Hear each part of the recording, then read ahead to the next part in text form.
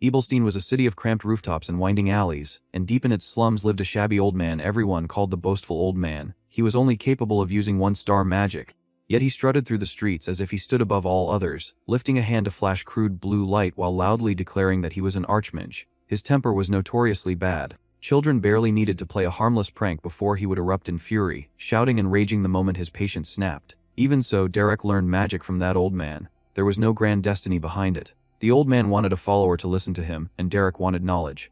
Night after night, beneath dark trees and beside a small fire, the old man would sit across from him, raising a finger as he lectured and hammered lessons into his head. The flames crackled between them as time passed quietly, seasons changing one by one. Bare branches and cold winds eventually gave way to fresh green leaves and warmer days, and watching slowly turned into practice. In a clearing, Derrick knelt and focused on steadying his breath. He pressed his hands against the ground as a faint blue aura gathered around his body. Sweat slid down his face as the flow inside him finally began to move the way the old man had described. The old man stared in disbelief, his eyes widening, and he says that Derrick has grasped the flow of mana before trailing off, as if what he was seeing made no sense to him. The pressure grew heavier. Derrick's vision sharpened, his red eyes reflecting the swirling blue surge as mana screamed at the edge of control. He forced it into shape, pushing it outward. Energy burst from his hands in a violent arc, becoming a blazing blue strike that ripped through the air. The light slammed into a nearby surface with a sharp impact, scattering sparks and dust as it carved in with overwhelming force. Behind him, the old man froze, utterly stunned by what he had just witnessed. And so, while doing endless chores for the old man and enduring his constant demands, Derrick continued training. In just 1 year, he became a one-star mage. At night, the old man would drink and speak as though the world had already decided everyone's limits. He says that beyond the northern walls of Ebelstein, noble children reach 3-star levels before their coming-of-age ceremonies. He says that someone lowborn like Derrick, with common blood, could train for an entire lifetime and still never reach that height. He warns him not to grow arrogant and insists that Derrick's pitiful talent would hit a wall at 2-star, forcing him to give up. The old man never tired of preaching about bloodlines. He says that magic is determined by blood, and he insists that effort means nothing in the face of it. Derrick listened quietly, chewing on plain bread as the same argument circled again and again, drawing an invisible wall between nobles and commoners. At times, Derrick wondered if the old man spoke that way because he himself carried regrets for things he could never achieve. That night felt especially long. The old man fell asleep near the dying fire, and Derrick remained awake behind him, staring into the darkness as the embers slowly faded. Rain poured down in heavy sheets, drumming over everything until the world turned cold and gray. When he returned the next day, the old man was dead. The body lay sprawled in the rain, covered in bruises from a brutal beating. Derrick stood over him as water soaked his hair and sleeves, assuming at first that the old man had picked a fight and been beaten somewhere. Later, he learned the truth. Guards had beaten him after catching him trying to steal a 2-star magic book from a warehouse. Derrick kept wondering why an old man who constantly spoke of limits and bloodlines would do such a thing. No one had an answer. The boastful old man had always drilled the idea of bloodlines into Derrick until it felt carved into his bones, yet Derrick could never be of noble blood. That was because he was not even someone from this world. A blue window appeared and states that Derrick has mastered the basics of magic and must choose a primary magic school, warning that the decision cannot be changed. And so, 4 years passed. Katia Flameheart entered Derrick's life. She was the former mistress of the fallen Viscount Flameheart family, a noble by birth and a 3-star mage. Many mercenary groups sought her out. While staying in Ebelstein, she accepted work with the Beldern Mercenary Company and taught Derrick, who had joined as a young member using only 1-star magic. From Katia, Derrick learned many things a 3-star mage could teach. At Beldern's Tears Tavern, she says that it is natural for mages to harbor ambitions of rising higher, and she points out that Derrick has that sort of talent. She then warns him that excessive greed only slows progress. Derrick replies that he will keep her words in mind. Katia tells him to close his eyes and feel mana. She says that he should calmly sense where mana comes from, understand its flow, and then imagine what he wants to manifest through it. Derrick sits still as a thin blue aura forms around him, sweat gathering on his face as he concentrates. Watching him closely, Katia says that he clearly possesses a considerable amount of innate mana. She adds that perhaps due to his combat experience, his mana control is also unusually stable. The energy suddenly surges harder, flooding Derrick's senses until his eyes snap open under the pressure. Katia's expression tightens as she reacts to the abrupt shift. A violent sound crashes through the tavern, rattling the room. Mercenaries jump to their feet, shouting and demanding to know what just happened. Someone yells that it might be an attack and orders others to check outside. Derrick stares at his hands as faint vapor curls around them, then he looks up sharply and calls out for his master. Katia grips Derrick's wrist and orders him to stay silent and simply follow her. Outside the tavern, armed people in the street tense up, and one of them mutters that they definitely heard an explosion, then warns everyone to look carefully because it was unmistakably an explosion. Katya leads Derrick through the narrow alleyway toward the orange glow ahead, and Derrick calls for his master, uneasy. Katya turns back with a hard look and tells Derrick to listen carefully to what she is about to say.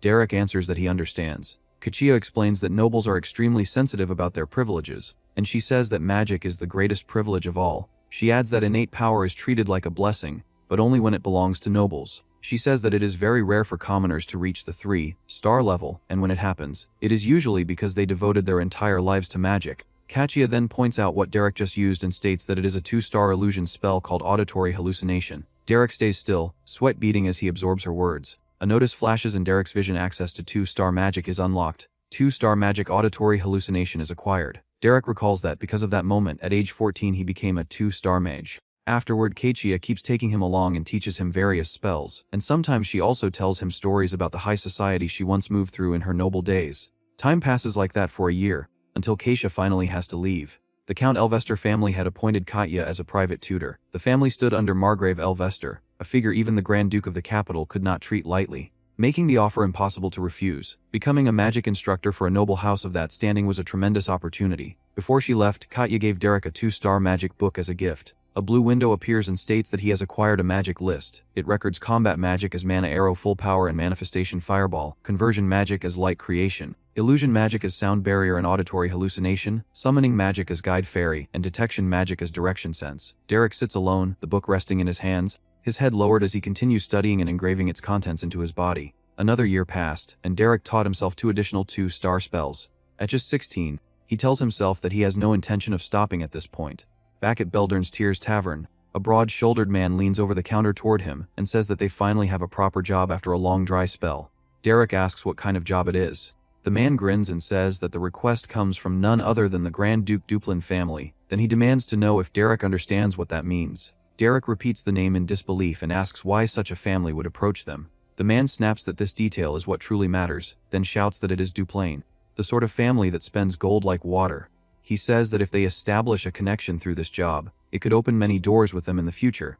Derrick presses for more information and asks what the request actually involves. The man says that it is nothing special, only hunting down a few monsters near the outskirts of the Grand Duchy. Derrick asks if that is really all there is to it. The man insists that it is, adding that noble lords do not lie about such matters. Derrick frowns, rubs his chin and sighs that something feels off, questioning why a family as powerful as Duplain would rely on mercenaries to deal with monsters. Derrick stands and says that he will not take the job, telling the man to find someone else.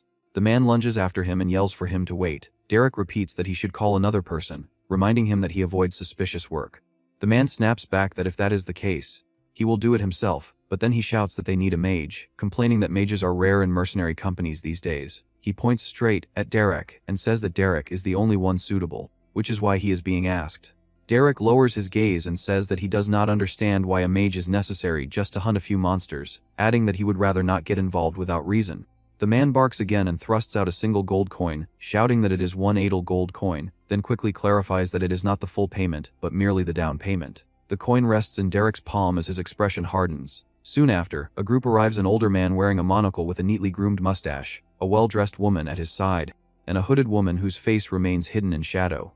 The broad man gestures toward them and tells Derrick to greet them, saying that these are his clients. The mustached man studies Derrick and says that this will not do. He scoffs that Derrick is a child who has not even undergone a coming-of-age ceremony. He says that he had expectations after hearing Derrick distinguished himself in the Dawn War, but clicks his tongue and complains that sending such a young boy on this request is unacceptable.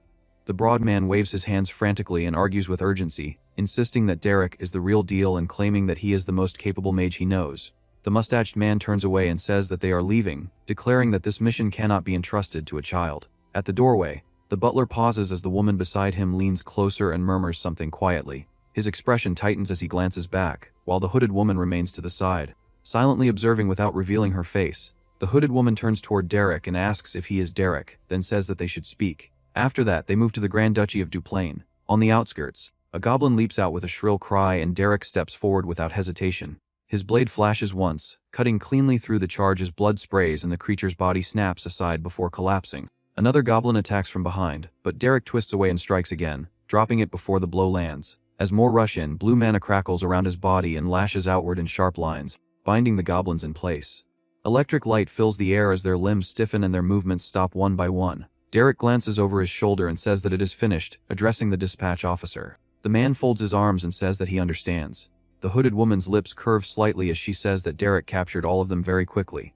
Back at Beldern's Tears Tavern, a blonde woman erupts in anger and shouts that Derrick has become a noble's dog, calling his name as she storms forward. She tries to climb onto a table, and the broad man panics, telling her to get down and warning that there are customers present. She snaps that even if they are shabby commoners, they should not debase themselves by serving nobles. She demands to know how much the job paid, accusing Derrick of throwing away his pride to crawl between a noble's legs. He curtly says that crawling between legs was not part of the request. The blonde woman asked how much he got, joking if it was only a silver coin. The man shakes his head, then breaks into a grin and declares that it was 1 gold coin. Her face lights up as she screams in disbelief. She immediately begs to crawl between Noble's legs as well, and the broad man snaps at her to be quiet, shouting again that crawling is not part of the request. Later that night, the blonde woman lies sprawled across a table, asleep with her cheek resting in a pool of drool. The broad man asks how the job went. Derrick says that it was nothing special, explaining that he simply caught a few goblins. The man comments that the first impression was poor, but says that the clients seem wealthy.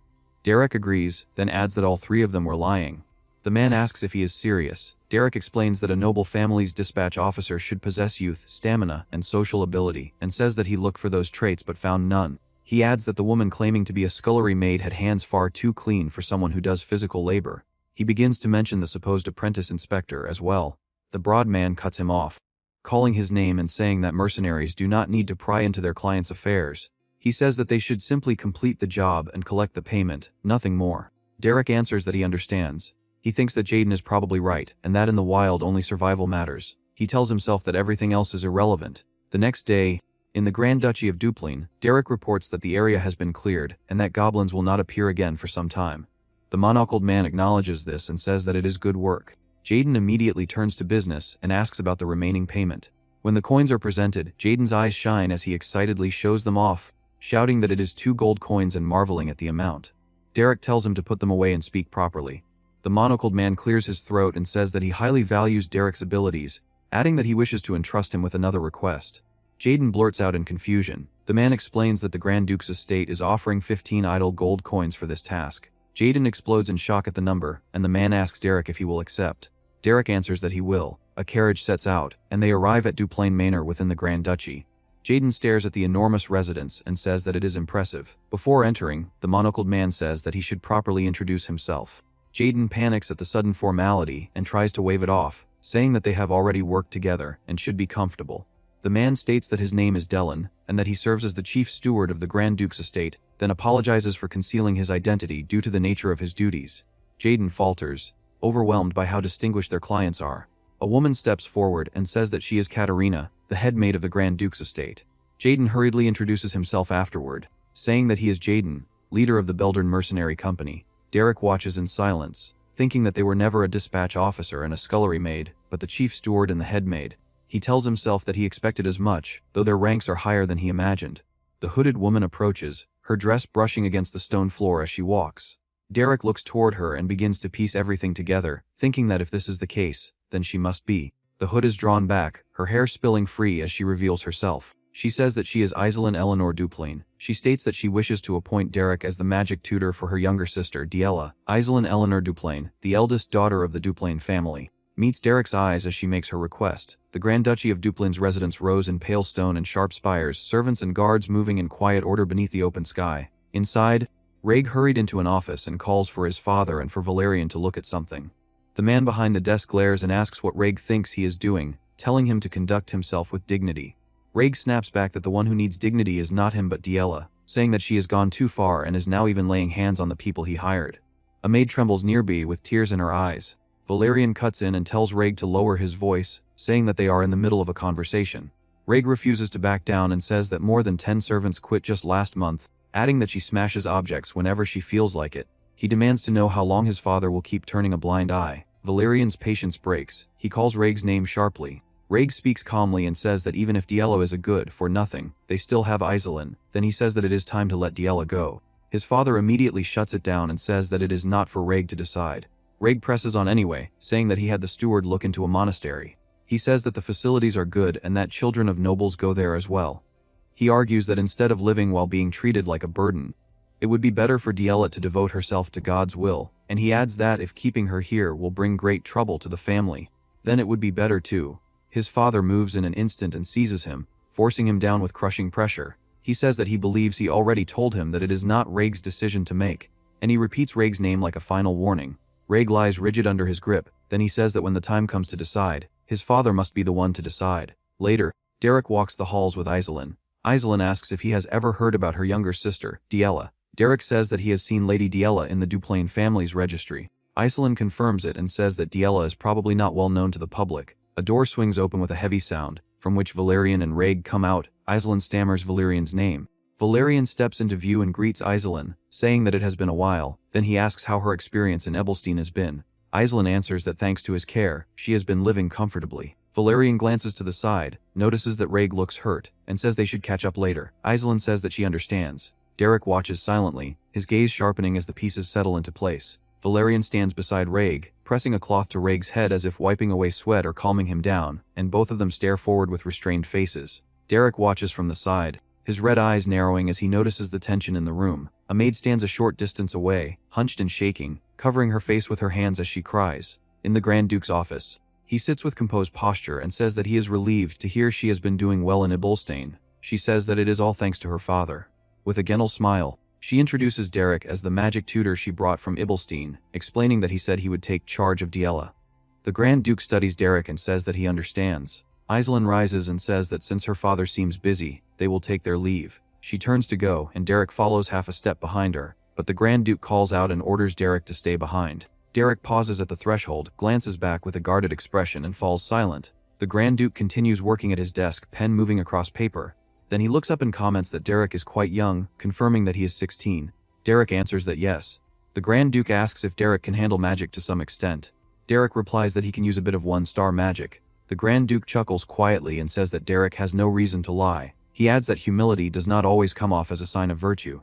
Derrick keeps his face still, but he thinks that the Grand Duke's name carries weight, and he concludes that humility will not work on a 5-star mage. Derrick says that he apologizes if he came off as disrespectful. The Grand Duke says that it is fine, and he says that he knows why Derrick carries himself that way, warning that being too talented can end up eating away at a person. He then says that judging by Derrick's age and attire, he does not look like someone suited to be a magic tutor. Derrick answers that he is a mercenary. The Grand Duke says that since Iselin chose Derrick, he will not pry any further. He grants Derrick entry to the annex of the residence where Diella lives, and he orders that a maid guide him, telling him that he may go now.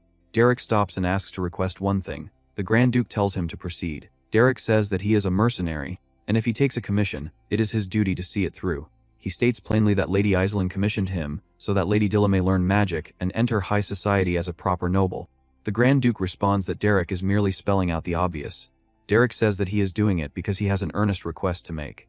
The Grand Duke's expression shifts with quiet curiosity. Elsewhere in the residence, a plate is thrown, crashes and shatters on the wall, fragments skittering through the room. A maid recoils with a scream and collapses into a trembling bow, saying that she is sorry and apologizing sincerely to Miss Diella. Diella stands over her with cold eyes and says that the maid is foolish for thinking an apology will change anything, given her status. She orders the maid to get out of her sight immediately, and she threatens that if the maid shows herself one more time, she will throw another plate at her lowly face.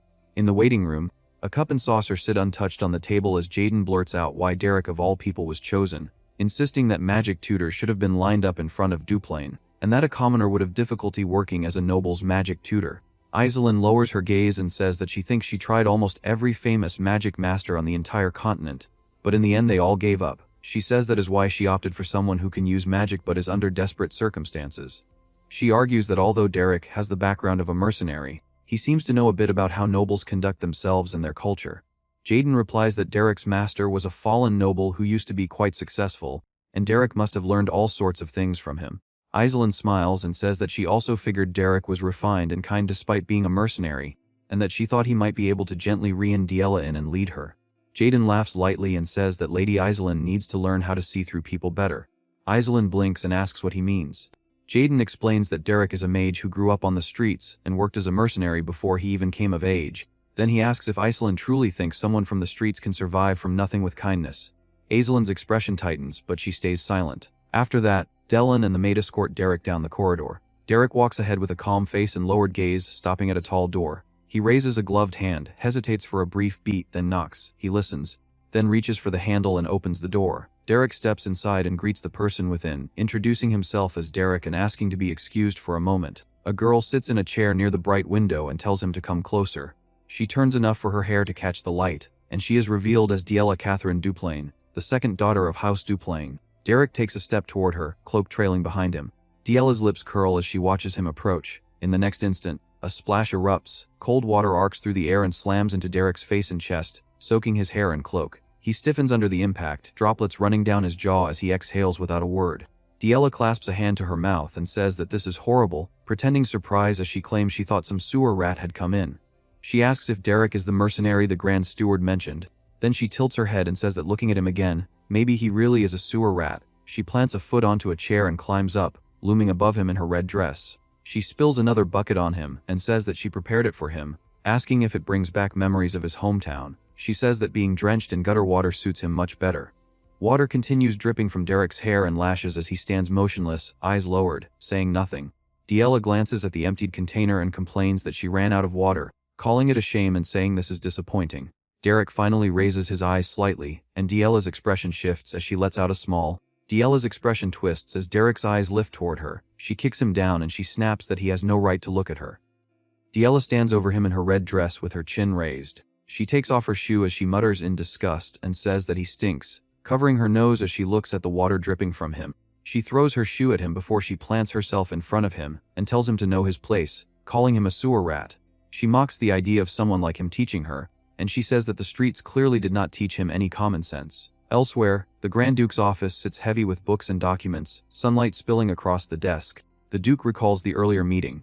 Derrick faces the Grand Duke and says that the fact he is here means Lady Diella's problem cannot be resolved easily. He says that he wants to ask the one who loves Lady Diella more than anyone else how much authority he is willing to grant him when it comes to teaching Lady Diella.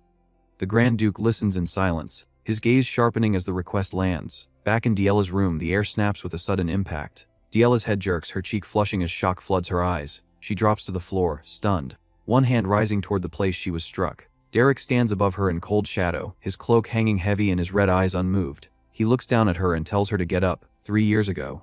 A wagon rattles along a country road as Derrick sits beside his teacher. He calls her teacher and asks what she would do if she had to teach a stubborn student who did not appreciate kindness. She thinks for a moment and says that she would try to understand them, embrace them, and take them in. Derrick asks if that is not too idealistic. Then he asks what she would do with a student he cannot even do that with. She says that the essence of teaching is to lead a student in a better direction, and she says that if he cannot communicate through understanding and acceptance, he must find a different starting point. Derrick asks what a different starting point is. His teacher answers that it is by carving fear into them. Back in the room, Diella's eyes widen as Derrick moves. A sharp impact snaps through the air, and Diella's cheek flushes as she drops to the floor, stunned and clutching her face.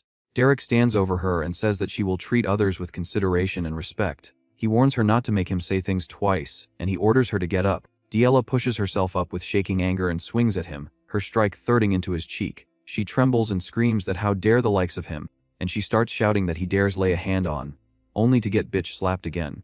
Derrick looks down at her and says that he will not make her say things twice either. He repeats that when she deals with others, she will do so with consideration and respect. Diella's lips twitch into a disbelieving smile as she lets out a small, confused sound. Then she whirls and screams for the Grand Steward, shouting that this lowborn dared to put his hands on a young lady. The Chief Steward rushes in with maids close behind.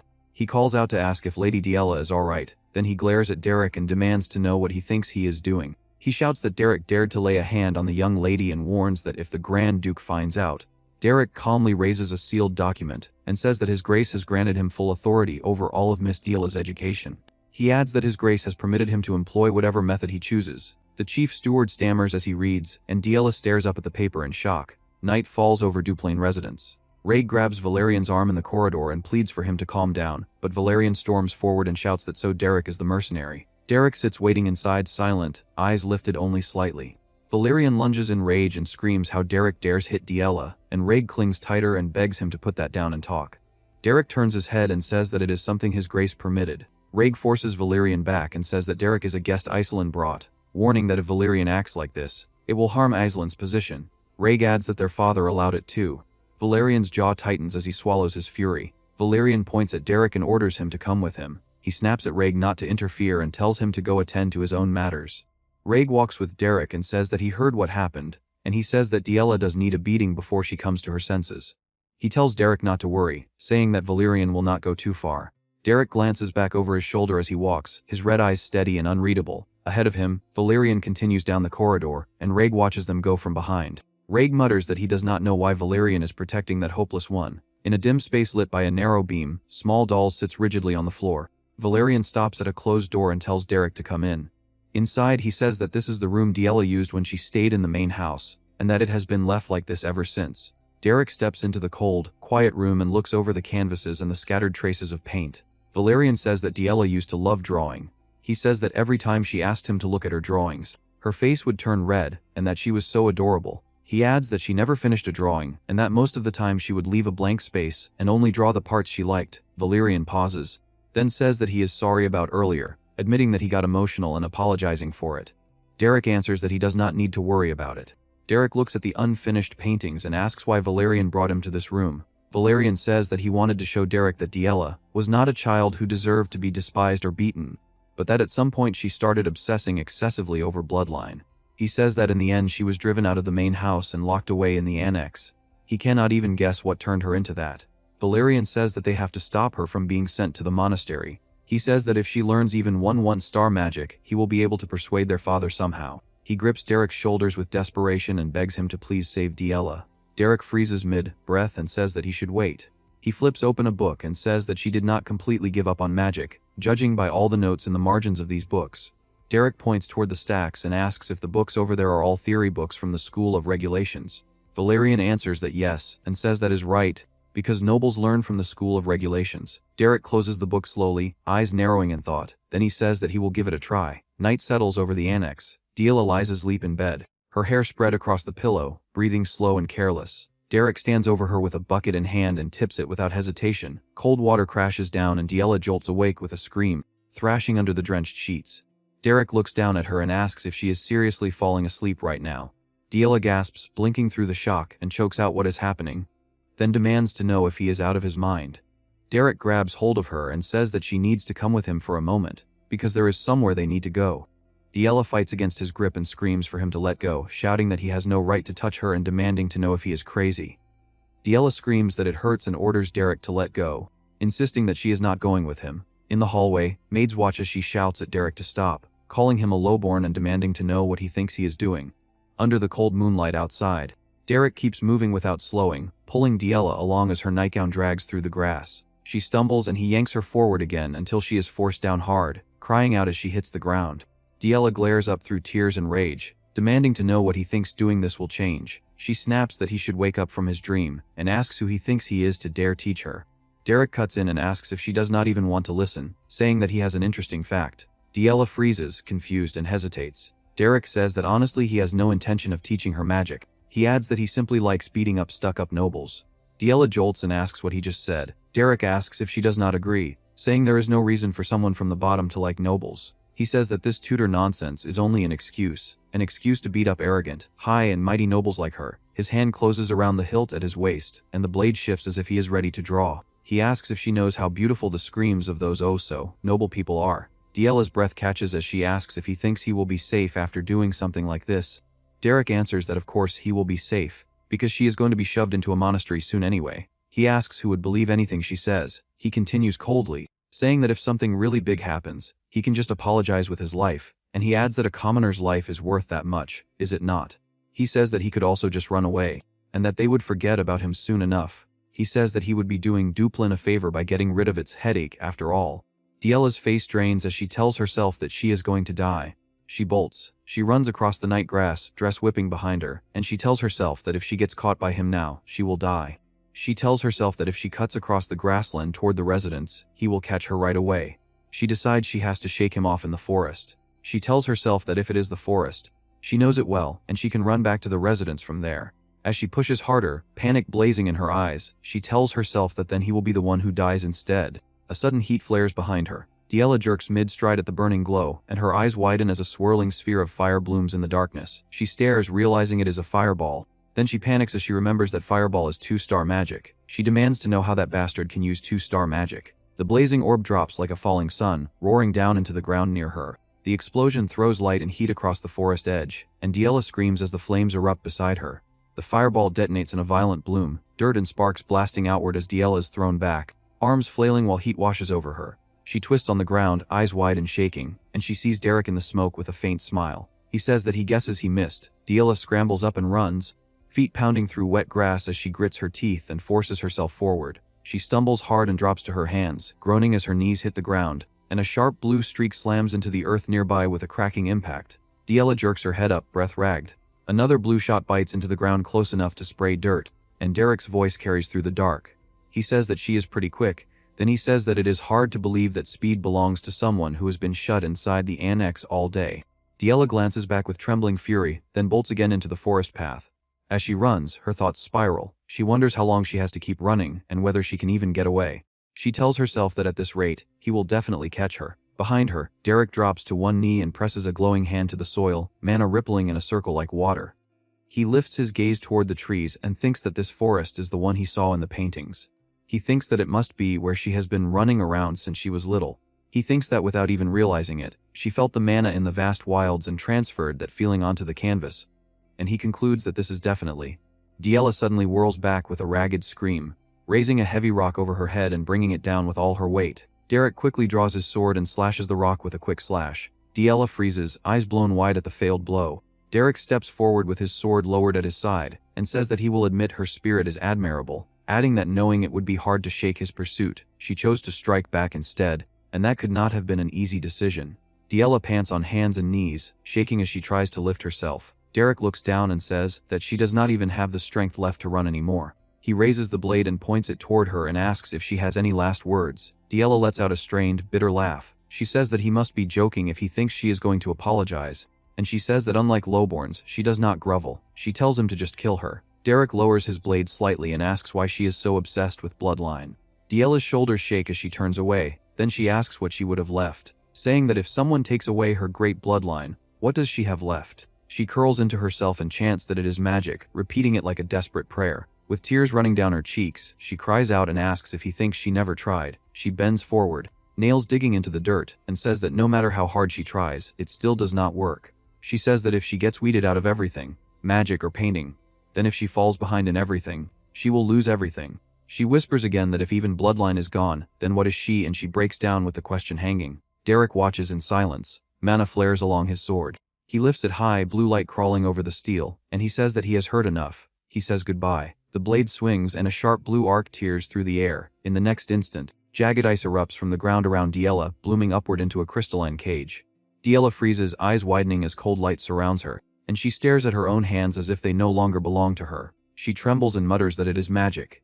Derrick lowers his sword and places a hand over his chest, then he says that it is good work, Lady Diela, and asks her to pardon his rudeness. He says that it may not be something she could truly call magic if it is just a manifestation of mana, but he says that she still did it. Diela's breath catches in her throat, and a strangled sound escapes her. The cold bites deeper, panic floods her face, and she screams until her voice cracks inside the glittering ice. Later, under the moon, Derrick sits with her in the forest and says that it means she is from the School of the Wild.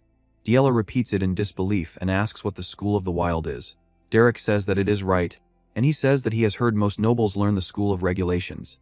He explains that at its core every school of magic is essentially the same, but it differs enormously in the process of understanding and mastering it. Diela gathers herself as he says that she is from the School of the Wild, and that trying to learn magic through the theory of the School of Regulations was bound to cause problems. She was not just trying to wear clothes that do not fit, but that it is like forcing herself into clothes that will not even go on her body. She looks straight at him and asks how he knew, asking how he knew she is from the School of the Wild. Derrick says that he saw the drawing she made. He says that she could feel mana drifting through nature and put it onto the canvas. Derrick says that mages born with the temperament of the School of the Wild usually sense the mana in nature when they are young. Diela listens with a stiff face, eyes still wet but focused on him. Derrick looks her over and says that is enough, and that she should be able to walk now. Diela steadies her feet and silently tests her balance, thinking that this is not bad with just this much. Derrick turns away and says that she succeeded in manifesting mana, but she still has a long way to go. He says that starting tomorrow, he will teach her how to manifest mana naturally. Diela calls Derrick's name, hesitates, then awkwardly says thanks. Derrick gives no immediate reply, then says they should go. Diela blurts that she's going with him too, hurrying after his back. As they walk under the moon, he brings up the sunset painting and asks if it was her work. Diela says that she does not know, and that it has been a long time since she put down a brush. He says that it was beautifully done. Diela's expression softens as she says that it was her masterpiece, and she adds that he is the first person who realized it was finished. Morning light pours into the room. Diela bolts upright in bed, then raises her hand and tries to gather Manhwa again. A faint swirl forms at her fingertips, and she mutters that this is hard. Outside, a maid approaches with a bucket. As the door opens, startling the maid into a scream as the bucket jolts and the water sloshes onto Diela's pajamas. The maid panics and stammers an apology, saying she is sorry. Diela stands there, glaring. The maid gets down on all fours and starts begging for forgiveness. Diela tells the maid to watch where she is going. The maid freezes, confused by the lack of punishment, and crawls back in shock. Other maids gather and ask if she is okay and whether she was hit. The maid says that she is fine and that Lady Diela only told her to be careful. Someone murmurs, unable to understand what happened after Lady Diela went out last night, while Diela walks away down the hall without looking back. Derrick sleeps, face half buried in his pillow, until loud knocking and a sharp voice call his name again and again. He groans and sits up, rubbing his eye, and asks what it is. Dylan stands with Diela and warns her to mind her manners, saying this is inappropriate. Diela demands that Derrick teach her how to handle the mana she manifested. She says that she tried on her own but it is not working. Dylan's face contorts in shock as he realizes and repeats to himself that she manifested mana. Diela insists that Derrick said he would teach her today, so he should hurry up and teach her. Dylan tells her to come back in the afternoon and leads her away. As they leave, Dylan mutters with teary relief that Lady Diela finally did it. She clicks her tongue. Diela whips around in irritation and demands to know who he thinks he is, ordering her to come back later. She pounds on the door, shouting for it to be opened right now, and demanding to be taught immediately.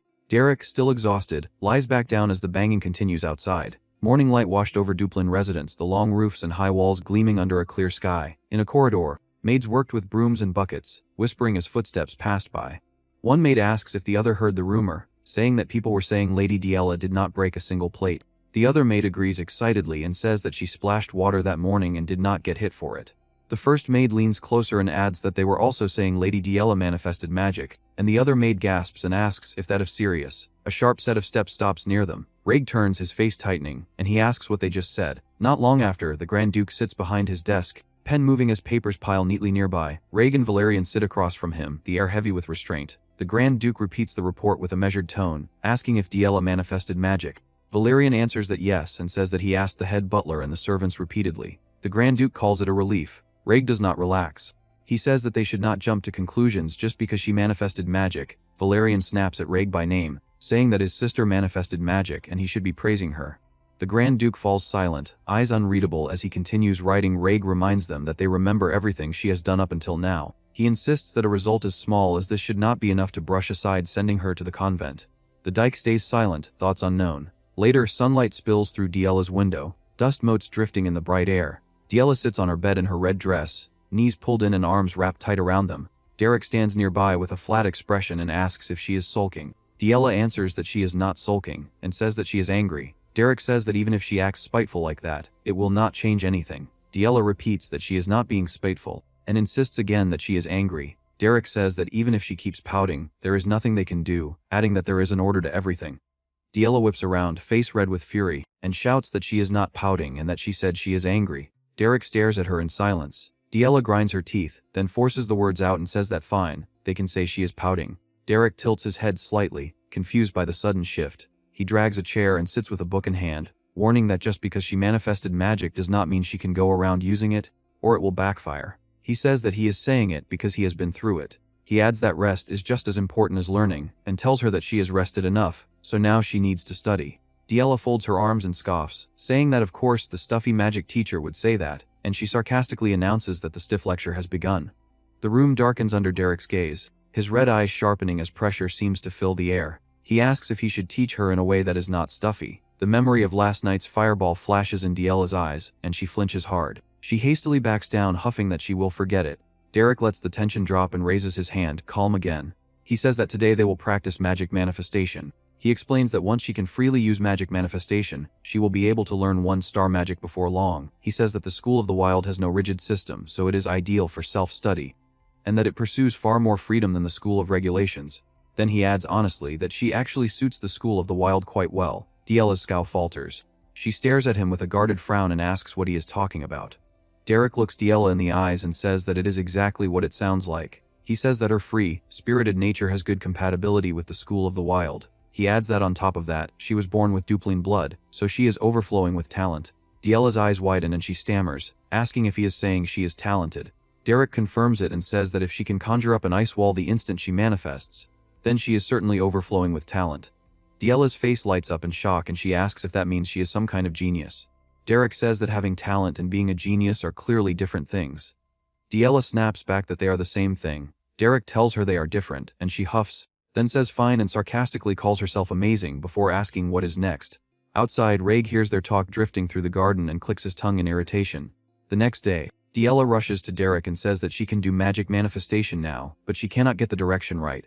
She demands that he look, holding up swirling mana. The day after, she says that she tried imbuing it with cold, but something feels off. Derrick sits at the table with spellbooks open, spoon in hand, and listens while reading. Another day later, she chases him through the hall again and says that she can feel the magic, but the sensation is weird. Derrick keeps walking without looking up, still absorbed in his notes. Next day, at sunset outside near a tree, Diela storms up yet again, calling Derrick's name and demanding to know what he is doing there. She scolds him and says she told him to stay near the annex. She asks if her father lent him those spellbooks so he could slack off, and he says yes, he lent them to him for that purpose. Diela glares, then grabs his sleeve and says she succeeded at letting the magic flow out like he said, so he should hurry up and check it. Later, Valerian stands in a bright room with his hands behind his back when the door opens and Derrick asks if he called for him. Valerian tells him to take a seat so they can talk, then asks how Diela has been lately. Derrick says that she has made quite a bit of progress, but learning 1-star magic will likely take a bit more time. Valerian says that he understands. He says that his mother, who went to a social gathering, will probably return sometime next week, and he warns Derrick in advance that she is not someone he can take lightly. He says the people in the estate are fine, but that nobles by nature do not like commoners holding key positions, and he asks if Derrick knows that too. Derrick says that he will keep it in mind and asks if that is why Valerian called him. Valerian pauses, then says that he is the next head of House Duplain, and that means it is a position where he embraces and includes the members of their house. He says that to do that, he must be sincere with every member, but that it is really difficult because a person's heart can be so deep and profound. He says that it would be nice if everyone's thoughts and values were the same, but that is not the reality. Derrick asks what Valerian is trying to say. Valerian admits that Diela will not play with him. Derrick. He says that he still vividly remembers how she used to welcome him with a smile when they were little, and he asks where he would find another angel like that in the world. He then asks Derrick if there is some kind of way, a way to win Diela's favor. Derrick asks why Valerian is asking him that.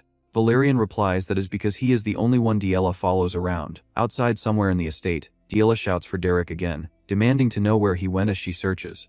Before my boy could leave, Valerian stops him again and insists Derrick look at something first. He says that he learned how to make dolls from the maids, then asks what Derrick thinks. He presents a stitched doll dressed like Diela and proudly asks if it does not look exactly like her, then asks if Derrick can feel his big brother love from it. Derrick stares at it coldly and asks if Valerian is trying to curse someone. Valerian flinches embarrassed and says Derrick is completely useless for this sort of thing. Not long after, Derrick stands in the manor while servants and attendants gather. A refined woman approaches with a practiced smile and says she has heard a lot about him, and that they found a very capable magic teacher. She introduces herself as Morella Dibel Duplain. She says that if it would not be an inconvenience, she would like to send him a gift from her territory. Derrick answers that he is not affiliated with any house. Morella asks what he means. Derrick says that he is a commoner. Morella recoils, eyes widening, repeating in disbelief that he is a commoner. 1 week earlier, a carriage had arrived at the Grand Duke's residence. Aceline told Derrick that she was glad they brought him there. She said that as Diela's older sister she wanted to stay by Diela's side longer, but she had a lot to take care of in Ebelstein, so she was leaving Diela to him. Derrick answered that he understood. Jaden later clapped Derrick heavily and teased that trusting him with her sister sounded lifeless, then told him to wrap things up quickly and come back, warning that if Pelline found out, she would make a huge fuss again. He said he was counting on Derrick. As Derrick stood near the carriage, Aceline suddenly covered her mouth and said she completely forgot. Jaden asked what she meant. Aceline said her mother would be returning next week, and she forgot to give Derrick a heads up. Jaden asked if that was something he needed a heads up about. Aceline hesitated and, in her thoughts, admitted her mother was a little hard to describe, like a god of anger. Back in the present, the doors to the Grand Duke's office opened with a heavy presence. Morella strode in and demanded to know why a commoner was Diela's teacher and what that was all about. The Grand Duke calmly said that he could hear just fine, so she should lower her voice. Morella snapped that lowering her voice was not the problem, and insisted that it was Diela, their beloved youngest daughter. The Grand Duke addressed Morella by name and said that, as she knew, he did not exactly like appointing commoners to positions. But every teacher with a good bloodline threw up their hands and gave up. She demanded to know how he could take in someone who used to roll around in the mercenary world. The Grand Duke stated that finding a decent magic teacher was not easy, and added that Derrick was recommended by Iceline. Morella bristled and insisted that even so, there had to be a certain standard. Morella says that they have her younger brother, Flam. She says Flam was busy last time, but it is different now because Diella manifested magic too, so if Flam comes and teaches her. The Grand Duke cuts her off and says she wants to pull the person managing the territory and turn him into a private teacher. He asks if she thinks running Ebelstein will work if they handle it that haphazardly. Morella counters by shouting about Ebelstein's social circle and demands if he thinks that circle runs haphazardly too, then declares that it is a war zone there as well. She points out that socially, a teacher matters more than anything. She rages that Derrick is a commoner with no family name, and demands if they want Diella to become a laughingstock when she debuts in high society. Valerian steps in and places a hand to calm her, saying that Mother should calm down for a moment. He says she did not come here just to fight with Father, did she? Morella jerks away and orders Valerian to step aside, saying this is not something they can let slide. A voice cuts in, saying that in the end, the question is whether the commoner mage has the qualities to be Diella's teacher, and he asks his mother if that is not right. Raig moves forward with cold composure and says that a commoner becoming a noble's magic teacher is not a normal situation. He then adds that if the commoner truly has the necessary qualities, he does not think it will be a major problem. He says that he will test the qualities of the man called Derrick, and begins to propose defeating him in a magic spar. The Grand Duke cuts him off with a single word and says enough. He states that Derrick is the real deal as a mage. Raig falls silent, then pivots and asks what about testing Diella. He argues that if Derrick is such an excellent teacher, then Diella, who received his instruction, must have achieved excellent results as well. He says he will personally spar with Diella and verify her results. As they exit the office, Valerian calls Raig's name sharply and demands what on earth he is thinking by suggesting a magic spar. Raig does not soften. He asks if Valerian truly believes Diella has turned over a new leaf, and whether he has forgotten what she has done. Valerian insists that even so, she is their only sister, and they need to hold her close and protect her. Raig scoffs at the mention of blood and says that blood is what has been trying to bring their house down. He says that if she debuts in high society like this, it really will be the end of them. Valerian stares and asks if that is truly how Raig feels. Raig answers that Diella was the first one to cross the line, and says the best thing for Diella is to be kept shut away in the annex. Early the next morning, a bird flutters outside the window as Diella storms into Derrick's room, shouting his name. Derrick looks up from an open spellbook and asks what it is so early in the morning. Diella slams down the spar notice and says that if she loses this magic spar, he is fired. Derrick replies that he heard. He adds that young Master Raig is already a seasoned 1-star mage, so it will probably be difficult to win. Diella explodes and demands if that is all he has to say, shouting again that he is going to get fired. Derrick stays seated, holds the rolled document calmly, and says that he is a mercenary. He says that he does the job he is hired to do, and he takes the pay that comes with it, and that is all. He adds that he has already been paid more than enough. Diella's anger falters into confusion, and she asks if he really means that. 1 week later, the Duplain flag flutters above the residence, and the wide courtyard below fills with attendants gathering in orderly lines. The Grand Duke walks out with his wife and a butler at his back, his gaze fixed ahead as if judging the day's outcome before it begins.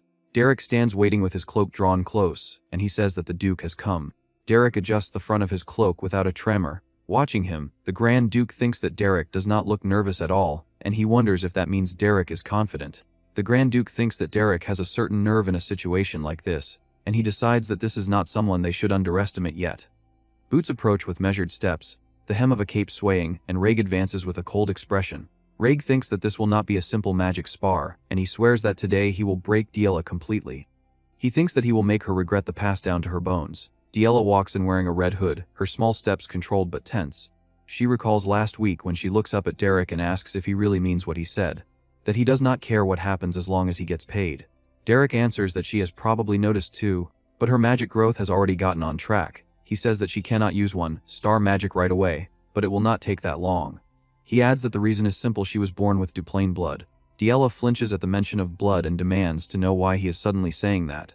Derrick asks if he did not tell her before. Then he brings up the School of the Wild and says that it is a school that focuses on self-study rather than passing things down. Diella bursts out, demanding to know why he is saying that kind of thing right now, her voice cracking with frustration. Her eyes tremble, and she forces herself to speak anyway. She says that she knows she is not that great of a student, but she still wants to keep learning magic from him. She says that she does not want anyone else as her teacher. Derrick stays silent for a moment, his back half turned, the wind tugging at his cloak. Then he tells her in advance that he does not know the etiquette or rules for nobles' magic spars, and he admits that he has never done one.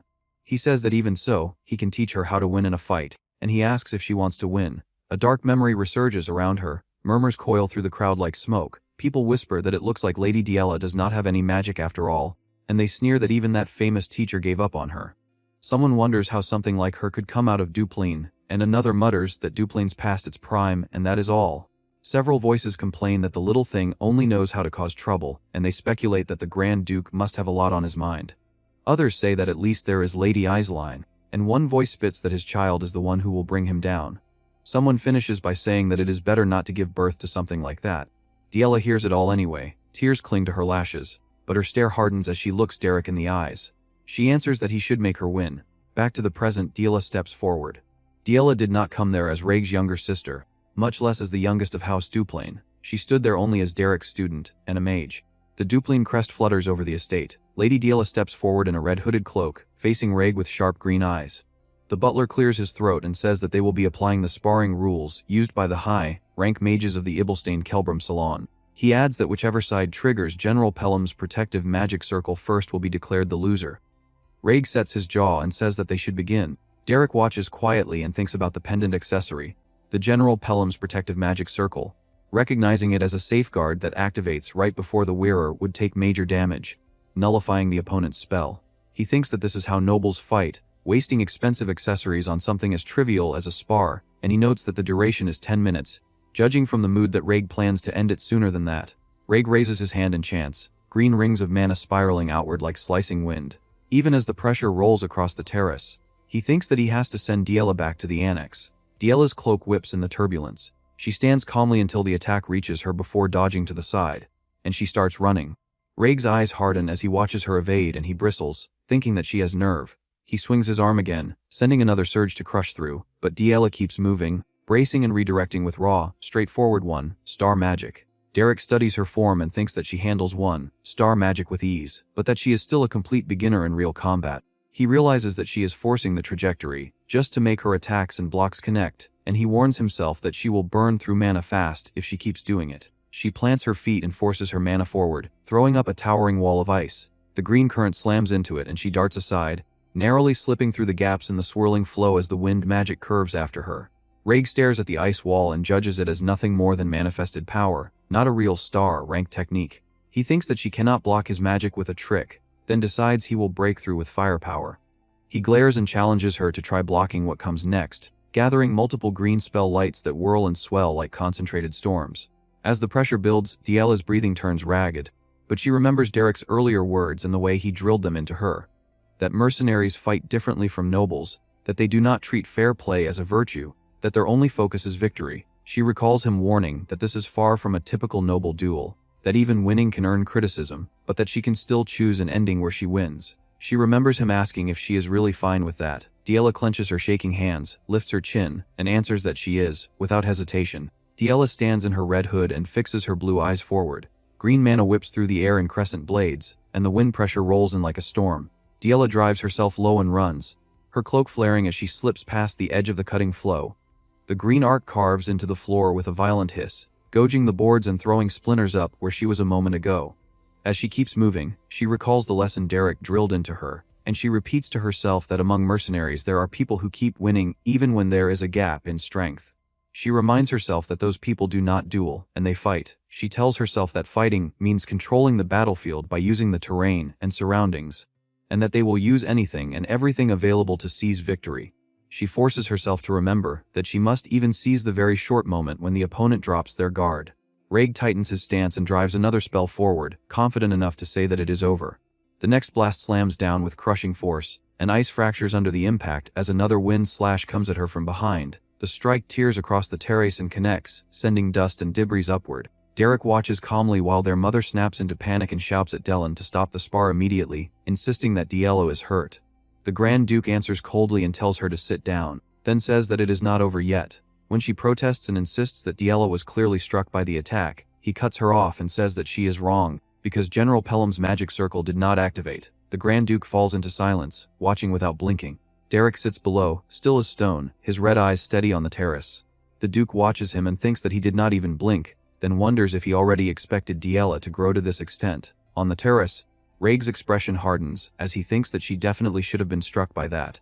He questions why the magic circle did not activate, and he searches for her with a sharp, unsettled glance, wondering where she went. A sudden crack splits the floor by his boot. Before he can shift his weight, a jagged surge of ice erupts upward from beneath him. The blow catches him off guard, ripping him off his feet as he grunts through the impact. He crashes down hard and skids across the terrace, his body twisting as the shock finally breaks across his face.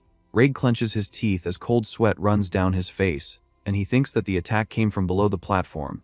He turns his head toward the official standing at the edge and thinks that, by the Kelburn Salon's rules, leaving the platform should count as a loss. When nothing is declared, he lets out a bitter scoff in his head and thinks that they are really treating being below the platform as if it does not count as having left it. He grits his jaw and thinks that the nobles probably never even considered a petty trick like this being used in a magic spar between nobles. He strides across the fractured boards, then slows as he reaches a broken section and peers down. At the same instant, a sharp surge of ice erupts upward with a violent roar, forcing him to recoil as jagged blue spires spear through the air around him and splinters scatter across the terrace. He lands in a wide stance between the rising shards, cloak snapping in the wind, and his eyes dart across the battlefield. Raig swallows hard and thinks that he cannot see her, and that landing an attack on her will be difficult. He immediately follows that with the realization that all she needs to do is land a single blow on him.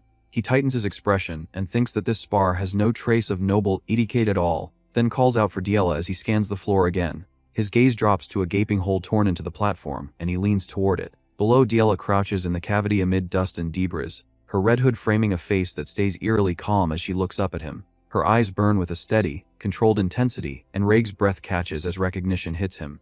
He thinks that he has seen that look somewhere before, and he recalls the same unusually calm gaze Derrick had when Raig's older brother grabbed him by the collar. Raig's expression darkens as he thinks that Diela could not have come up with this alone. His eyes flick toward the stands where Derrick sits with his arms crossed, unmoved. And rage bowls up in Raig as he thinks that Derrick is scum and that this must have been his plan. Raig grabs at his cloak's clasp, yanks it free, and flings the heavy fabric away so it spins through the air and drops beside the ice spires. He straightens, lifts his hand as if accepting the rules of this twisted exchange, and says that fine. He will play along, then declares that he will play along with this scheme of hers. The duel presses on. Raig stands alone on what remains of the shattered platform, the stone cracked and splintered by his own magic when he tried to strike his opponent. Broken planks hang at odd angles. Dust drifts through the air. The arena no longer looks fit for nobles. From the balcony, the Duchess cries out in disbelief. She says that she cannot believe Diela would crawl into a filthy pit beneath the stage, calling it disgraceful and unladylike.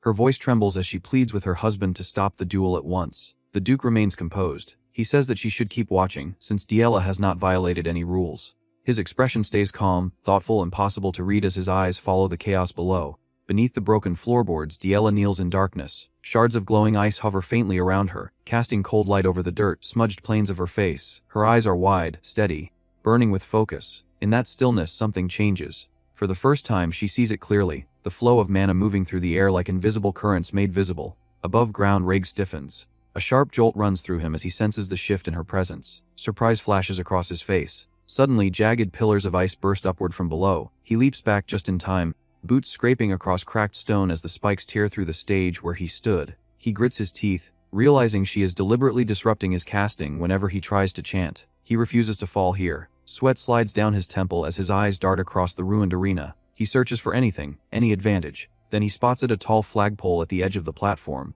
A reckless idea takes shape. Underground, Diela notices something else. The flow of mana from Raig has stopped. She understands immediately that he is planning something. She steadies herself, preparing to strike the moment she senses his next chant begin. At the sidelines, the old butler watches anxiously. He murmurs the young master's name under his breath, worry etched into his lined face. Without warning, Raig moves. He launches himself upward and scrambles up the flagpole with startling speed. As he climbs, he thinks that from this height and distance, she will not be able to interfere with his mana flow. But there is a problem. From such an unstable perch, chanting is impossible. He sees only one path to victory. He decides to pour all his remaining power into a single overwhelming attack, one strong enough to obliterate the entire platform without the need for a chant. Perched at the top, wind whipping around him, he unleashes it. A massive blast of magic roars downward. In the stands, Derrick watches the scene unfold, his expression cold and unimpressed. The magical bombardment slams into the stage. Stone cracks. Wood splinters. The pillar beneath shatters under the crushing force. The shockwave travels upward. The flagpole cannot withstand it. Its base fractures. The pole snaps violently, and Reg is thrown into the air, his balance completely lost. A deafening explosion tears through the dueling grounds. Smoke and debris swallow the stage whole. The Duchess screams her son's name in horror as the blast consumes the arena. When the dust begins to settle, Reg lands safely on the ground, bracing himself with one hand. He lifts his head sharply, eyes scanning through drifting smoke, searching for her. Then a figure bursts from the haze. Diela sprints across the ruined stage. Reg reacts instantly. Mana gathers at his fingertips, condensing into a glowing blue arrow. He releases it, and the streak of light whistles toward her. Diela's eyes widen. She twists her body and thrusts out her hand. A surge of her own mana erupts outward to intercept the attack, but the strain is obvious. Shock flashes across her face. The effort nearly overwhelms her. Reg wastes no time. Another arrow forms at his fingertips. Diela sees the projectile coming straight for her. She understands she cannot block this one. Instead of retreating, she changes tactics. She charges directly toward him. Reg allows himself a brief, confident smile. He believes that if even one arrow connects, the duel is his. He underestimates her speed. Before he can react, Diela closes the gap and drives a powerful kick across his chest. The blow snaps his head sideways. He stumbles back in shock. Blood trickles from Diela's lip as she grits her teeth. Reg drops to one knee, clutching his chest and gasping, stunned by the unexpected physical strike. While he struggles to regain balance, Diela plants one hand on the ground and scoops up a handful of dirt and sand from the wreckage. Seeing her chance, she flings it straight into his eyes. In a move unheard of in noble duels, grit and dust scatter across his face. Reg recoils, cursing as he tries to wipe the debris from his eyes. For a few critical seconds, he is blinded. Diela uses that moment to retreat to a safer distance. When his vision clears, realization dawns. If she has resorted to physical blows and throwing sand, then she must be out of mana. He cannot believe she is willing to fight like this. She continues to struggle even when defeat seems inevitable. As he rises slowly to his feet, understanding settles over him. This duel was never just about winning for her, it was about proving her worth. A new resolve forms in his eyes. He decides that he will honor her determination. He will meet her not as a superior mage, but as her brother, and he will give everything he has. The sun shines over the ruined courtyard, casting long shadows across broken stone. Diela stands across from him exhausted. She clutches her head. Her eyes burn with frustration. She has reached her limit. A drop of blood slides down her chin. Her thoughts drift back to a memory from long ago. A voice echoes in her mind, telling her to think of magic as painting with a brush. The memory unfolds. Mana is the paint, the voice explains. The spell is the brush. You do not force it. You gather the paint scattered around you and use it to create a picture. Under a quiet, star-filled sky, Derrick demonstrates. Blue mana swirls gracefully at his command. He turns to her and says that this act of creation is magic. The younger Diela looks up at him, and his words open a new world before her. The peaceful memory of that night under the stars fills her with renewed purpose. Back in the present, Diela closes her eyes. A faint smile touches her lips. She recalls the lesson. Mana is the paint. The spell is the brush. A soft blue aura begins to surround her. She ignores the rigid chanting she was forced to memorize. Instead, she reaches out with her will alone. The light around her intensifies. She feels it clearly now. The raw mana in the air responding, swirling, gathering at her fingertips. She opens her eyes. Her gaze is sharp. With this paint, she decides she will create. In a brilliant flash, the mana coalesces. A perfect, shimmering ice spear materializes beside her, suspended within a complex magic circle. She has done it. That is magic. The butler stares in disbelief. His jaw slack, a bead of sweat rolling down his temple. The Duchess turns to her husband, her voice shaking. She says that Diela, the daughter they believe to be a failure, is using one-star magic. Reg watches with concern. He says her name under his breath, worried that she might lose control and cause a disastrous accident with such a spell. But Diela stands steady. Her hands do not tremble as she channels the immense power of the ice spear. Seeing the threat, Reg gathers his own mana without hesitation. He charges forward, convinced that the outcome will not change. Even with one-star magic, he believes he remains one step ahead. He is determined to strike before she can. Diela does not retreat. She meets his charge with unwavering eyes. Reg unleashes a volley of glowing magic arrows, aiming to overwhelm her before she releases her spear. Diela releases her ice spear. The two forces collide midair. Magic crashes against magic. A blinding explosion erupts, swallowing the dueling ground in pure, violent energy. The Duchess screams Diela's name, her face pale with terror. When the smoke begins to thin, something extraordinary appears at the center of the impact. A glowing sphere shimmering with controlled power. Having performed its role as an absurdly powerful shield, Reg exhales shakily, drained from the tremendous energy he has spent. Across from him, Diela breathes heavily. Bruised and battered, Derrick watches, his intense gaze fixed on the aftermath of the battle, watching everything in silence. 1 year ago, chicks chirped beneath the trees, and birds fluttered past the manor windows in the soft morning light. The bearded duke arrived with several attendants. The butler stepped forward and said that a letter had come from House Belmiard that morning, likely regarding the recent incident. He asked how it should be handled. Through the window, the Duke saw Diela sitting alone in the light, staring ahead without expression, and he fell silent. The protective circle had activated. Derrick lowered his eyes and Diela admitted to herself that he had lost. Diela's composure collapsed. She clutched her head and sobbed openly on the ruined boards. Her mother erupted again, calling the duel vulgar and filthy, about that so-called master and the disgraceful methods he had taught. A memory surfaced in the Duke's mind. A young soldier stepping forward and introducing himself as Raymond Oswald Duplain, saying that it was an honor to serve under the Duke's command. Another man had remarked that the soldier's eyes resembled his father's, filled with ambition. Raymond had answered with gratitude. The memory faded. In the present, the Duke studied Diela and thought that her gaze had sharpened. Servants rushed onto the platform. One asked if Lady Diela was all right. Another insisted she receive treatment at once. She pushed them away and approached her brother, then she bowed without saying a word. Reg acted awkwardly and said that she had done well. Diela remained hunched, wiping tears from her cheeks. Several maids gathered around her and offered to escort her inside. She pulled away and walked off despite their concern. In the quiet garden, Derrick sat alone on a bench by the wall, his red eyes calm. Diela stopped before him, trembling. She said that she had lost and added that she was sorry. Derrick looked up and said that it was all right. He added that he was fine as well and told her to overcome this frustration and grow stronger. Her restraint broke. She let out a raw scream that tore from her chest. A maid cried out in alarm. Her mother rushed in, shouting Diela's name. She dropped to her knees, seized her daughter's arms, and said that her poor child had suffered enough. Her mother pulled her into a tight embrace and said that everything was all right now. She urged her to receive treatment immediately. Diela, shaking and tear-streaked, said that she understood. The maids led her away. Her mother remained behind, wiping her eyes. Derrick turned to leave. Diela's mother strode toward him and exploded in anger. She called him vulgar and demanded whether he understood what he had done.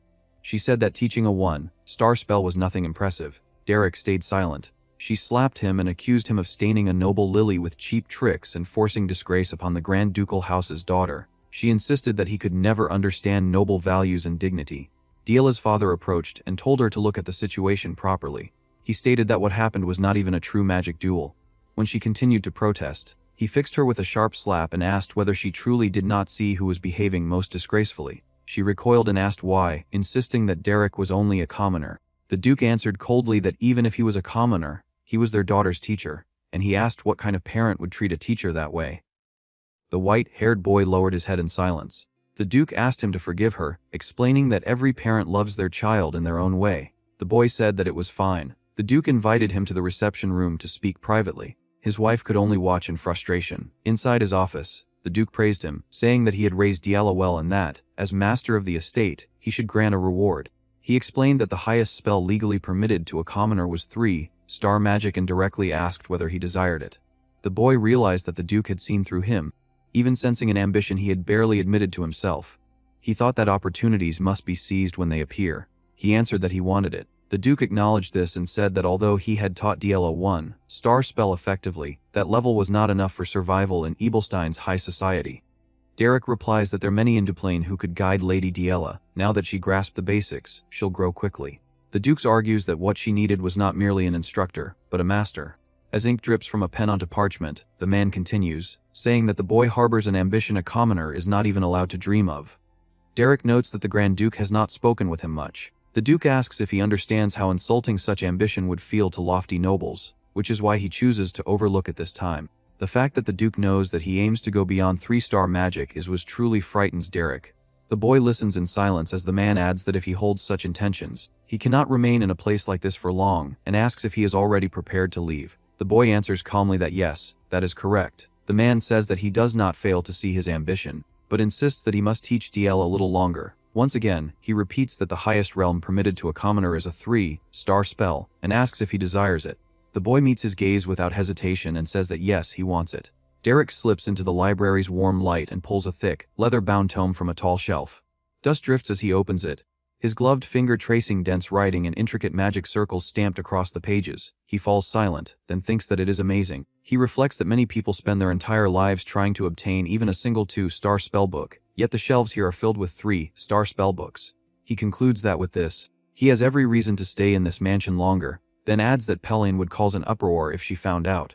Elsewhere in the estate, the commotion carries faintly, and time passes under a clear sky where birds wheel overhead. Diela appears outside, newly bandaged and standing with forced pride. She lets out a small sound of satisfaction and declares that she is a 1-star mage now. Derrick answers calmly that since she did cast a 1-star spell once, she can be called a 1-star mage. Diela goes quiet, then protests that this is all he has to say, and complains that his student achieved something and he does not even look happy. He insists that it was not an early achievement, as if that is what makes it disappointing. She exhales as though tired of arguing and remarks that he is not easy. Derrick observes that she seems to have recovered quite a lot in 3 days. Diela stiffens when he brings up the past when she cried a lot back then. She immediately denies it, insisting it was only dust, just a little dust that got in her eyes. She adds that her father should have told her earlier, admitting she thought he was about to be kicked out.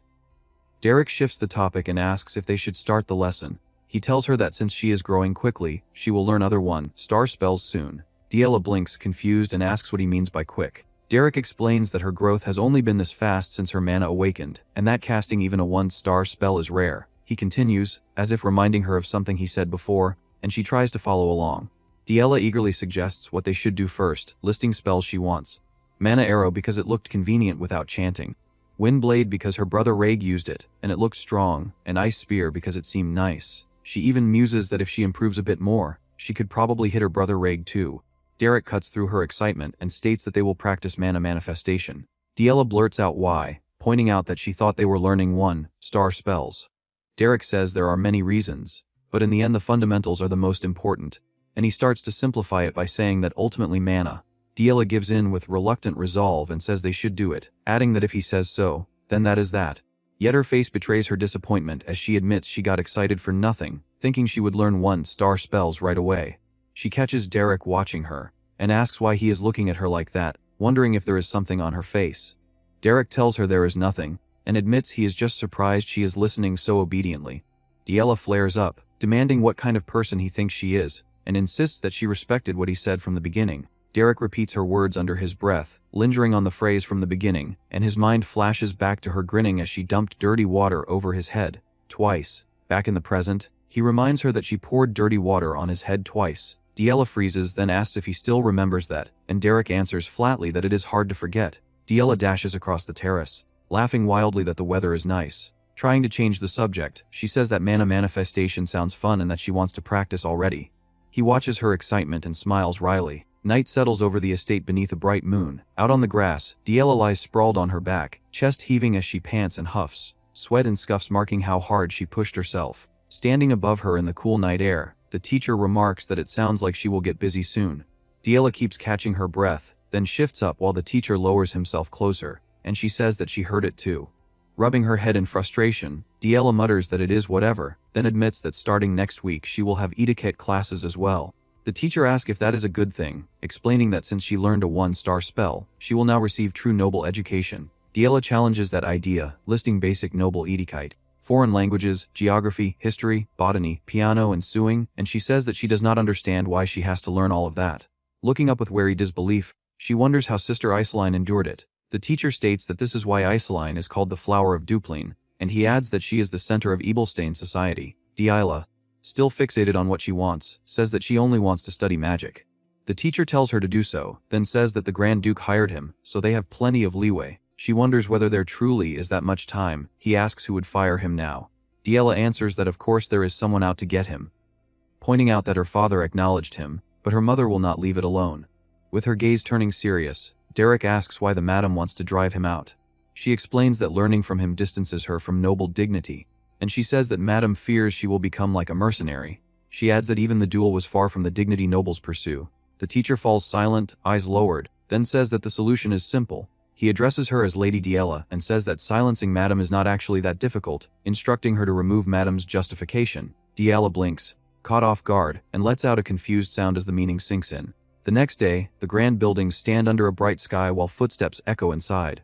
Madam walks the corridor with her hands folded, posture stiff, servants moving in the background as she advances with measured steps. In her thoughts, she bristles that it is unbelievable Diela met such a dreadful teacher, and she laments that her poor child has suffered. Her mind flashes through grim images of that teacher's influence, his ruthless grin, his presence framed like a fighter rather than a tutor, while a harsh warning rings out that Diela must watch carefully, because this is the mercenary way, followed by Diela answering that she understands as his student. Another vision overlays it, Diela striding and boldly carrying a boar like a savage, and declaring that this is the famed Ebelstane High Society. while people shriek her full name in disgust and fear. The pressure builds until Madame clutches her head and groans that it hurts, then thinks bitterly about what a lowborn could possibly teach Diela. Her resolve hardens as she insists to herself that even if her husband approves, she is the lady of this house. Pressing her fingers to her temple, she thinks that she must find a way. A voice calls out to her and Diela steps forward, addressing her mother. Madame turns with a softened smile and calls Diela back warmly, speaking as if nothing is wrong. With a practiced tenderness, she says that even if people call Diela immature, this mother likes it when she smiles in her arms. Then she falters mid-expression, the warmth slipping as uncertainty flashes across her face. Diela approaches in a neat blue dress, poised and composed, and asks whether her mother rested well last night. Madame startles, a bead of sweat forming as she blurts a confused response. Diela meets her mother with a gentle smile and says that she could not leave her room because she was treating her injuries, so she regrets missing the chance to talk. She adds that there are many things she wants to share, but she explains that she has piano lessons this morning. Her mother looks taken aback and answers that she understands. Diela places a hand over her chest and says that she will go first since she is busy with her classes. Her mother hurriedly calls after her, asking if the etiquette classes have not started yet and saying that they begin next week. Diela answers that this is correct. With a composed expression, Diela says that thanks to her mother's concern, she is truly looking forward to those classes. Her mother falters, then tells her to hurry because she will be late. As she walks away, a maid is so shocked by Diela's attitude that she drops what she was carrying. Acting unlike herself, Diela walks up to the maid and asks if she is hurt. She urges her not to overexert herself. The brown-haired maid freezes, sweating as she forces out a stuttering acknowledgement and addresses Diela properly. Nearby, Diela continues on, her blue skirt swaying as she walks away from the gathering. Behind her, Diela's mother remains still, watching from where she stands, her gaze lingering as the servants and the maid look on in shock while Diela leaves the courtyard. Beyond the northern wall of Ebelstein lies the district where the nobility gathers. Recently, Aisline's smile has returned. Until the last gathering she had looked so troubled that it caused real concern. Aisline admits that it was more obvious than she intended. She explains that she never meant to worry anyone, but most of the matters that had been weighing on her have now been resolved, and she feels far more at ease. The one speaking is Alent, the second daughter of Count Bulmildi. She says that she had been extremely worried after hearing that Aisline often have ventured outside the noble district to help others. Aisline thanks her for the concern. She explains that her recent business was actually due to personally searching for a magic tutor for her younger sister, Diela. At this, Alent cannot hide her surprise. She remarks that anyone worthy of being sought out personally by Aisline must be an extraordinary mage. Denise, the second daughter of the Bertus family, asks whether Aisline is referring to her sister, Miss Diela. Aisline confirms that she is. She says that she saw Diela at the estate not long ago and was stunned by the transformation. She explains that Diela now carries herself like a refined young lady, so different from before that it feels as if she has become another person entirely. She adds that she has heard Diela can now even cast one-star magic, and that her poise is so impeccable it makes Aisline feel she must work twice as hard herself. Denise grows curious. She points out that the Dupreen family had never shared much about Diela before and asks whether Aisline has found a truly remarkable magic tutor. Aisline says that she has. She explains that although the tutor's background is not particularly distinguished, his ability to teach is exceptional. She states that personally negotiating with the Belgian mercenary corps to secure him was absolutely worth it. The word mercenary strikes both Denise and Alent with visible shock. Alent suddenly remembers that the current head chef of the Bomilde household had once been driven out of the Dupreen estate by Diela. Rumor has it that the reason was nothing more than serving soup that was too hot. That former little tyrant has now not only reformed but has also become a one-star mage. In that instant, Alent feels an intense curiosity about the magic tutor Aisline mentioned. Alent asks Aisline to reveal the tutor's name. She says that if he is Diela's teacher, he is certain to become well known in the future, and she would like to know his name in advance. Aisline replies that his name is Derrick. Meanwhile, Diela informs her mother that Derrick has been teaching her a small portion of noble etiquette. She has still learned quite a bit. She admits that relying solely on self-study would have been far too difficult. The Duchess remarks that it is impressive she even attempted to teach herself noble etiquette. Diela clarifies that while part of it was self-taught, most of what she knows was learned through Derrick's instruction and lessons. Her mother ignores Derrick's contributions and asked whether she encountered difficulties during that process of what she insists is her daughter's self-study. Diela answers that nearly everything was difficult, and she says again that without Derrick's guidance she would never have reached his current level. Hearing this, Miliera finds her thoughts, irritated as her daughter won't shut up about Derrick. She cannot accept that her precious daughter now mentions that commoner constantly. She does not know what Derrick has done to her daughter, but she knows she cannot allow things to continue like this. She can already imagine how events might unfold. Others begin commenting on Diala's recent changes. They say that she has grown kinder even toward commoners and much gentler in temperament. They observe that she seems to be in exceptionally good spirits. In just a few weeks, the transformation is astonishing. The butler remarks that such elegance was once seen only in Iceland, yet now Diala is becoming a true lady. They conclude that she finally carries herself like a noble, and that this is largely thanks to Mr. Derrick. Miliera silently swears that she will put an end to this influence. Time passes quickly. Derrick studies 3-star magic alone. Though he possesses remarkable talent, he encounters a serious obstacle this time. It feels as though he stands before an invisible threshold separating him from becoming a true 3-star mage. He realizes that the books he has been reading summarize magic according to the orthodox faction. But as a practitioner of the wild faction, he needs real combat experience to advance. At that moment, he hears Reg's voice behind him. He apologizes, asking whether he has interrupted his training. He says that it is no problem and asks what has brought him here. Reg explains that it concerns Diala and that he has something he wishes to discuss. Then he notices the book in his hands and asks whether it is a 3-star magic tome. Derrick confirms that it was lent to him by the Grand Duke. Hearing that his father gave Derrick the book leaves Reg visibly stunned. Derrick says that even if he cannot yet reach that level, studying ahead of time cannot hurt. Reg suddenly recalls that when he once wanted to challenge Derrick, his father stopped him. The memory makes him break into a cold sweat. He comments that he truly is remarkable.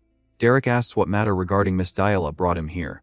Reg hesitates and says that he is unsure how to phrase it. He asks whether he knows what teenage girls usually like. From his awkward expression, it is clear he intends to apologize to Diala. He suggests embroidery or perhaps making a doll that resembles Diala and asks whether such a gift would be appreciated. In that instant, Derrick remembers the doll Valerian once made. He immediately rejects the idea with a serious expression, stating that such a gift would absolutely not be appropriate.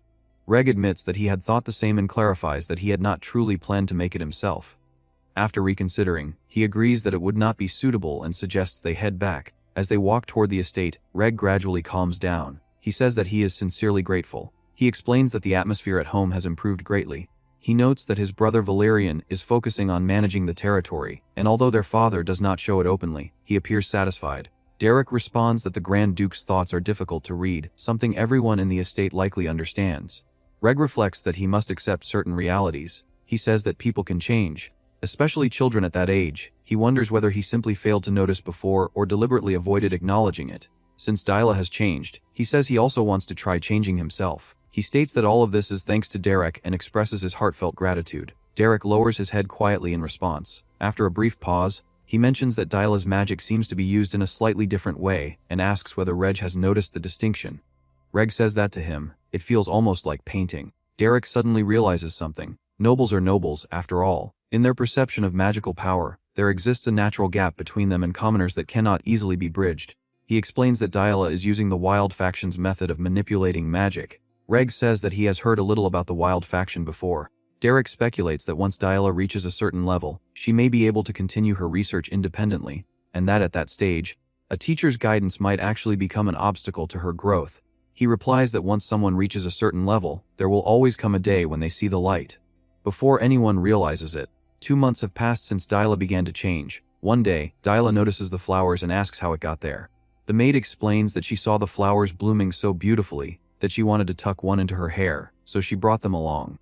Diala comments that the fragrance is lovely and says it feels as though spring has lingered throughout these past months. She now uses 1-star magic with complete ease. She has also grown much closer to the servants. Looking back, she admits she missed far too much before. She says that all of it is thanks to Derrick. The maid observes that she seems to be in unusually high spirits and realizes it must be the day of her magic lesson. Diala wonders whether she truly looks that happy and insists the flower must be placed carefully so it looks its best. She keeps one blossom for herself, explaining that she plans to give it to Derrick. Not long afterward, that very flower drops heavily to the ground. The girl, who had been brimming with anticipation, is struck by sudden news. Tears quickly fill her eyes. She asks what it means. Valerian, who oversees the territory's affairs, confirms that what she heard is true. Derrick explains calmly that given Diala's current level, he no longer has anything left to teach her. He compares it to the cycle of the seasons, saying there is no endless winter, and therefore no eternal spring. Her magic lessons are ending. Derrick believes the Grand Duke has already realized that Diala belongs to the Wild Faction and possesses a strong personal style. He says that if he continues guiding her, he might end up clipping her wings instead of helping her soar. The Grand Duke acknowledges this and states that there is now no reason to keep Derrick at the estate. Derrick agrees. After a brief silence, the Grand Duke rises from his seat. He admits that many things have changed thanks to Derrick. He says that because of him, his daughter was able to grow. He confesses that he focused so heavily on managing the territory that he failed, in some ways, as a father. Now he says he can finally feel at ease. He asks when Derrick intends to depart. Derrick explains that Miss Iceline will soon visit the estate before returning to Ebelstein, and he plans to leave in her carriage at that time. The Grand Duke nods and requests the return of the library key. Derrick replies that he will return the magic books he is currently reading and hand the key back through the steward. The Grand Duke tells him there is no need for such formality and asks for the key now. Derrick immediately understands. His eyes shift to the 3-star magic book hanging at his waist. When the Grand Duke dismisses him, it is clear that the book is a gift. Neither of them says it aloud. Derrick bows deeply and leaves the study. In the corridor outside, Diela has been waiting in silence. Derrick has no idea how long she has stood there. Diela says that he appeared suddenly in her life and now plans to leave just as suddenly. Derrick asks what he can possibly do. Diela admits she knows he will not change his decision, but she still has to ask whether he truly must leave, whether staying is impossible. Hearing the urgency in her voice, Derrick explains that he will return to life as a mercenary and continue pursuing magic. He says that if Diela keeps strengthening herself, then when she debuts in Ebelstein's social circles, they will surely meet again. By then, he may have advanced further and be able to teach her something new. Diela complains that he is frustrating and always leaves her speechless. That night, she dreams the nightmare she had not seen since Derrick first entered her life. The harsh whispers and malicious laughter return. Even though she is now a 1-star mage, even though she carries herself like a proper noble lady, she feels as helpless as before he arrived. She jolts awake, drenched in sweat. Moonlight slips through the curtains into the darkened room. She realizes it was only a dream and struggles to steady her breathing. A maid rushes in after hearing her scream and anxiously asks whether she is hurt. At the sight of the maid, a dangerous thought flashes through Diela's mind. Derrick is leaving because there is no reason for him to stay. But if she were to turn everything upside down again, like before, perhaps that reason would return. She remembers clearly that Derrick once told her that the choice has always been in her hands. The maid, frightened by Diela's expression, asks again whether she feels unwell. Diela hesitates. If she makes a scene now, Derrick might stay. In the end, she says she is fine. She realizes that throwing a tantrum would only deny everything Derrick has done for her. Even if he leaves, she cannot let his efforts become meaningless. Time moves quickly and the day of departure arrives. At the entrance to Ebelstein, Iceline asks whether they should disembark there or continue to the commercial district, that the commercial district will be more convenient. Derrick expresses gratitude for all the care he has received. Iceline suggests they exchange final farewells as they are about to leave. Derrick turns back. Unlike the day he first arrived, this time all the younger members of the Dupreen family have come to see him off. Valerian asks whether he is truly leaving now. Derrick confirms that he must return to where he belongs. Reg remarks that life at the estate could not have been easy and thanks him for his hard work. He adds that if he ever needs assistance, he should reach out, and they will help however they can. Derrick expresses sincere thanks. They nod to one another, and he bows in return. When he lifts his head, his gaze finds the only person who has not spoken. Diela raises her chin slightly and stares at him with forced pride. She demands to know why he is looking at her that way and asks whether he expects her to cry and beg him to stay. She insists she is no longer a child. Derrick says that it was an honor to teach her. He adds that although she may not be able to openly declare him as her teacher, he hopes she will at least remember the magic he taught her. Diela immediately rejects that notion. She declares that she fully intends to proclaim him as her teacher openly, and says that even if he wishes for a quiet life, that may no longer be possible. After all, he is the teacher of the remarkable Miss Diela. She expects a response, but Derrick simply watches her in silence. That silence makes her chest tighten even more. She tells him not to get injured working as a mercenary. He replies that he will be fine and urges her instead to take care of herself.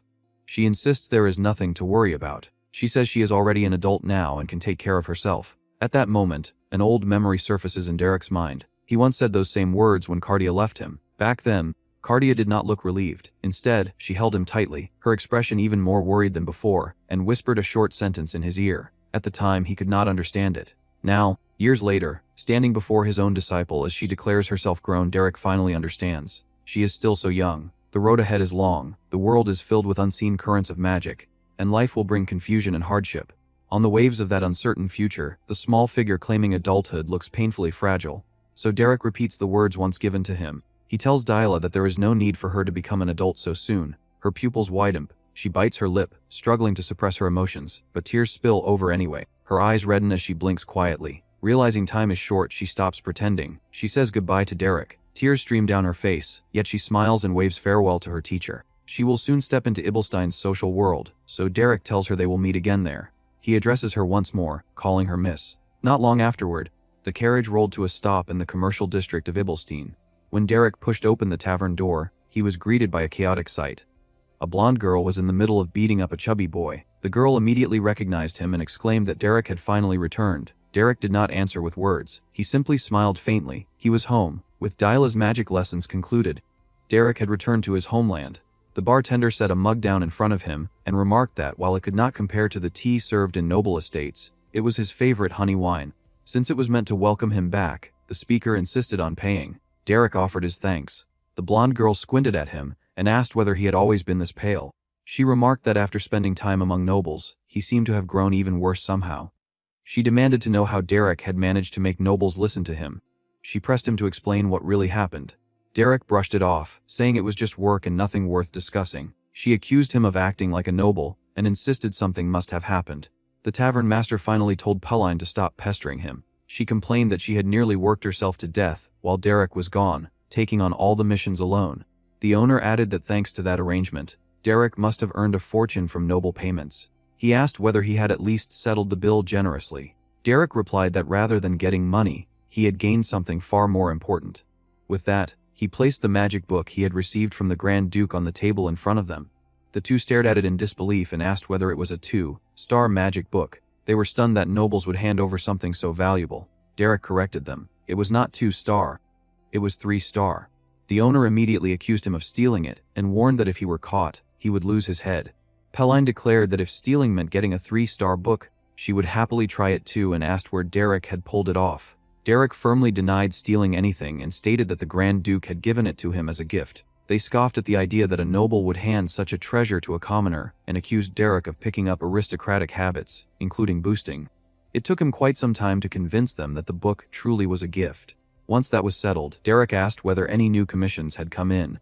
The owner stared at him and asked whether he was planning to accept a mission after only one day back. Derrick replied that a simple extermination job would be best started sooner rather than later. After resting in the comfort of a noble estate for too long, he said he felt slightly dull. He told him not to worry. In their line of work, mages were always in short supply.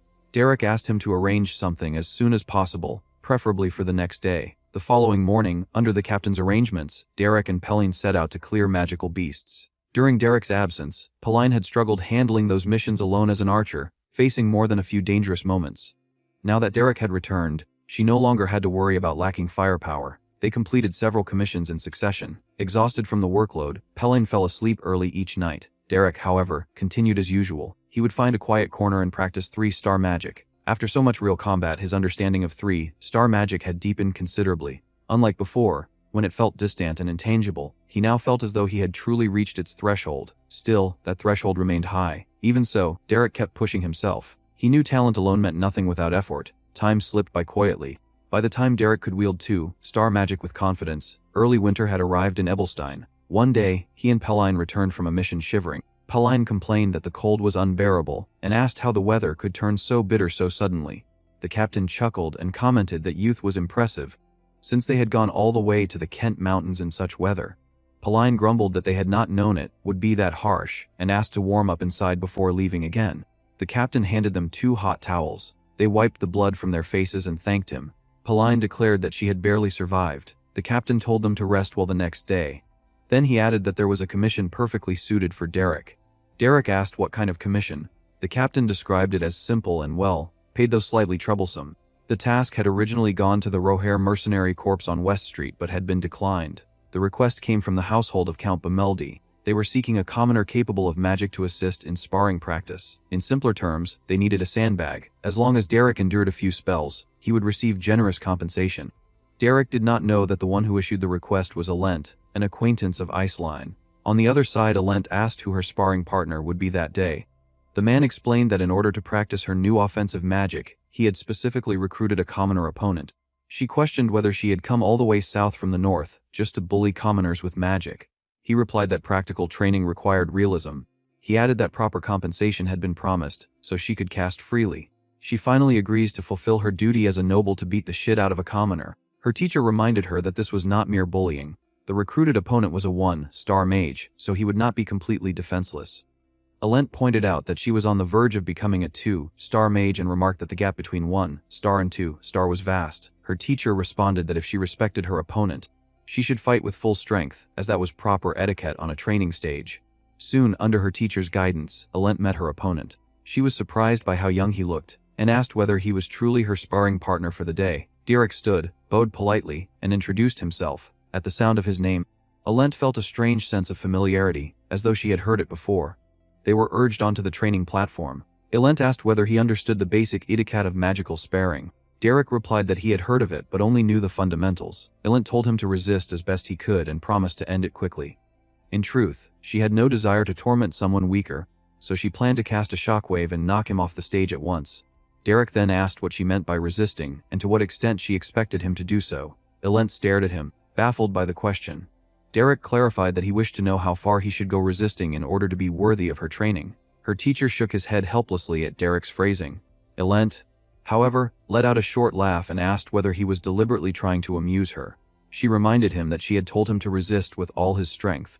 Derrick replied that he understood and would follow her command. In the next instant, magic began to bloom in his hand. Blue mana gathered slowly in Derrick's palm as he faced Lady Alente in the sparring arena, the space between them heavy with tension and magical power.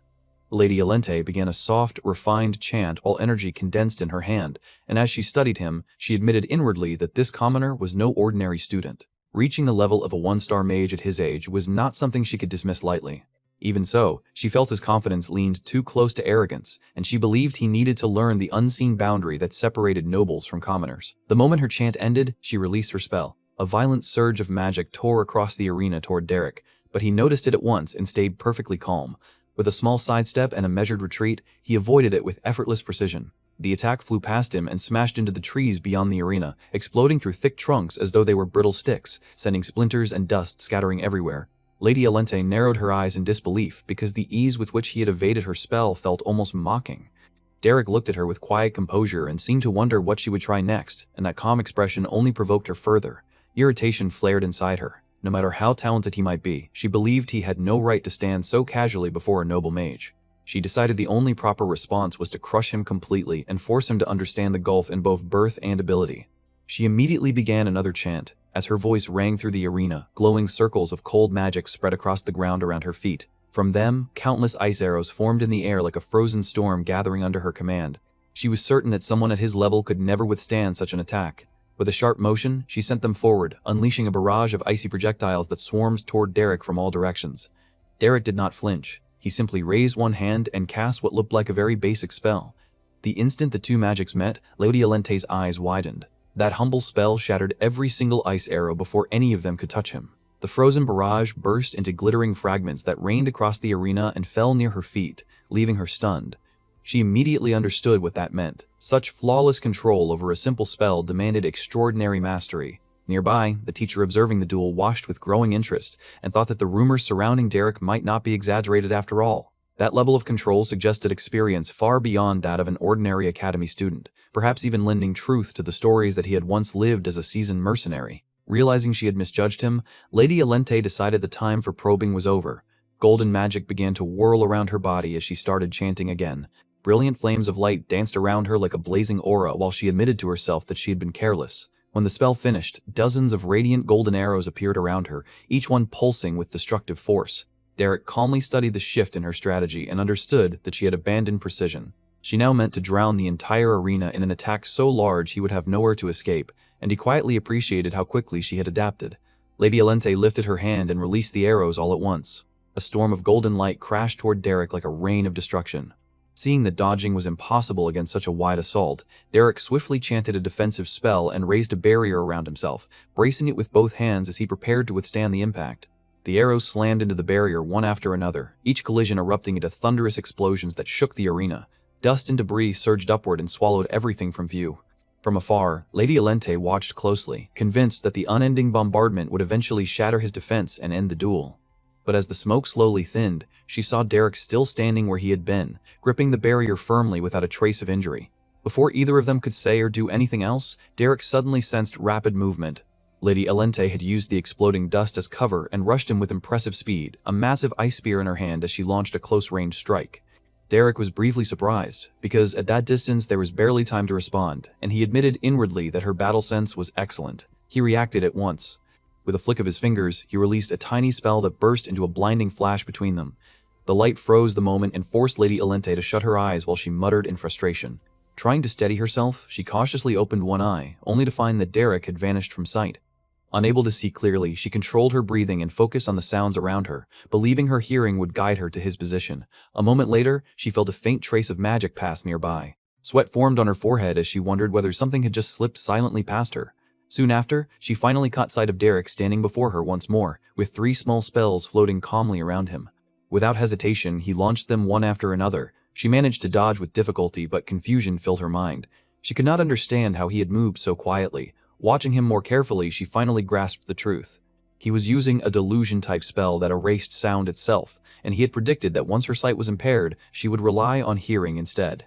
That realization infuriated her because it proved that his earlier attacks had been restrained on purpose. She concluded that he had been holding back from the start. Derrick, meanwhile, continued to control his simple spells with calm precision and launched another one, forcing her to block it in haste. Then her eyes widened again as Derrick suddenly surged forward, closing the gap with fierce speed. She answered with a confident smirk because rapid spell manifestation was her greatest talent, and she believed that the instant magic formed in his hand, she could counter faster than he could fire. But the next moment caught her off guard. When Derrick advanced, magic did not gather in his hands. It flared beneath his feet. Startled by the unfamiliar technique, she leaped backward and quickly realized what he was doing. He was channeling magic through his feet. As she retreated further, she noticed that even the tips of his toes were glowing, releasing small bursts of spellcraft with every step he took. Under that relentless pressure, she barely avoided each strike, but the erratic rhythm eventually threw off her balance and sent her to the ground. The teacher watching the fight widened his eyes and concluded that Derrick's style resembled the unpredictable methods of the School of the Wild, where magic flowed freely and could be released from any part of the body. Against practitioners of the disciplined School of Regulation, such freedom made it nearly impossible to predict the next move. Back in the arena, Lady Elente touched her head and looked up at Derrick, letting out a nervous laugh as she admitted that he was a remarkably interesting opponent. Her expression held genuine surprise as she confessed that she had looked down on him at first, thinking the rumors were only exaggerated nonsense spread by a loud commoner. She slowly approached him while Derrick remained cautious, watching her carefully in case she intended to deceive him again. Then she lowered her head slightly and sincerely expressed her appreciation, explaining that the duel had shown her something truly fascinating and that she was grateful for the lesson he had unknowingly given her. A gentle smile formed on her face, making it seem as though the fight had ended on peaceful terms. But in the very next instant, she revealed how quickly she had learned. A bright spark flashed from the tip of her toe and shot toward him like an arrow, copying the very trick Derrick had shown moments before. Derrick reacted immediately. He raised a hand, intercepted the spell, and caught it with his own magic. Then, with a sharp swing of his arm, he hurled the captured attack back at her. Lady Elente cried out in surprise and tried to evade it, but at that exact instant, Derrick lunged forward with deadly focus and launched another strike while her balance was broken. Lady Elente kept her gaze steady and prepared herself to meet the attack. Their final clash was brief but fierce, and it ended the moment a bell rang clearly across the field, signaling the close of the duel. Derrick landed with controlled precision as the lingering glow of magic faded from his hand. Without pride or showmanship, he gave her a respectful nod and conveyed his thanks for the match in a calm, composed manner. There was no arrogance in his posture, no mockery in his expression, only sincere acknowledgement. Lady Elente stayed silent for a moment, letting the weight of her loss settle in. Beneath the bright sky over the estate, the result was clear. Yet, instead of frustration, a faint smile touched her lips as she acknowledged his ability. She admitted that he was a splendid mage, someone whose talent stood far above the ordinary. Derrick answered by turning the compliment back on her. He suggested that the one who truly deserved praise was Lady Elente herself, because standing her ground against someone like him was no small feat. From his point of view, her reflexes and awareness were extraordinary. She received his words with quiet amusement. She sat with a teacup in hand and looked at Derrick with open curiosity. She says that he is surprisingly skilled at giving compliments, and that he already seems to know how to deal with nobles. She says that she heard he was born a commoner, but after seeing his ability with her own eyes, she is certain he must have worked brutally hard to reach his current level. Derrick answers calmly that he never really had a choice, and that, as a mercenary, he simply had to do whatever was necessary to survive. Elente tells him not to belittle himself like that. She says that she has always respected people who push themselves past their limits. Then, while still holding her cup, she warns him about the old magic instructor standing nearby. She says that the old man does not seem very fond of him, so he should be careful not to irritate him. A moment later, she adds that there is one more thing she wanted to say. She thanks Derrick and says that she learned a great deal from that day's training. She explains that the upcoming tournament will be held at the Rosea Salon, and she says that perhaps this time she may finally be able to win. Derrick looks at her and says that, at her current level, she has no reason to doubt that. Elente lowers her gaze slightly and admits that she is not truly worried about people weaker than herself. She says that the person she wants to defeat no matter what is Aislinn Eleanor Duplin. At that name, Derrick falls silent. Alente immediately realizes what she has just exposed, and embarrassment flashes across her face. Inwardly, she scolds herself for saying too much. Trying to recover her composure, she abruptly tells Derrick that he may leave now. Derrick turned without hesitation, his footsteps echoing against the stone as he walked out of the gazebo.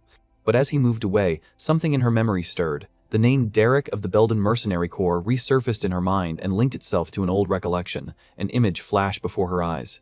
Aislinn, calm as ever, wearing that gentle smile, speaking that very name, the connection struck her like lightning. Without delay, she rushed after him. She reached out and grabbed his wrist, stopping him in place.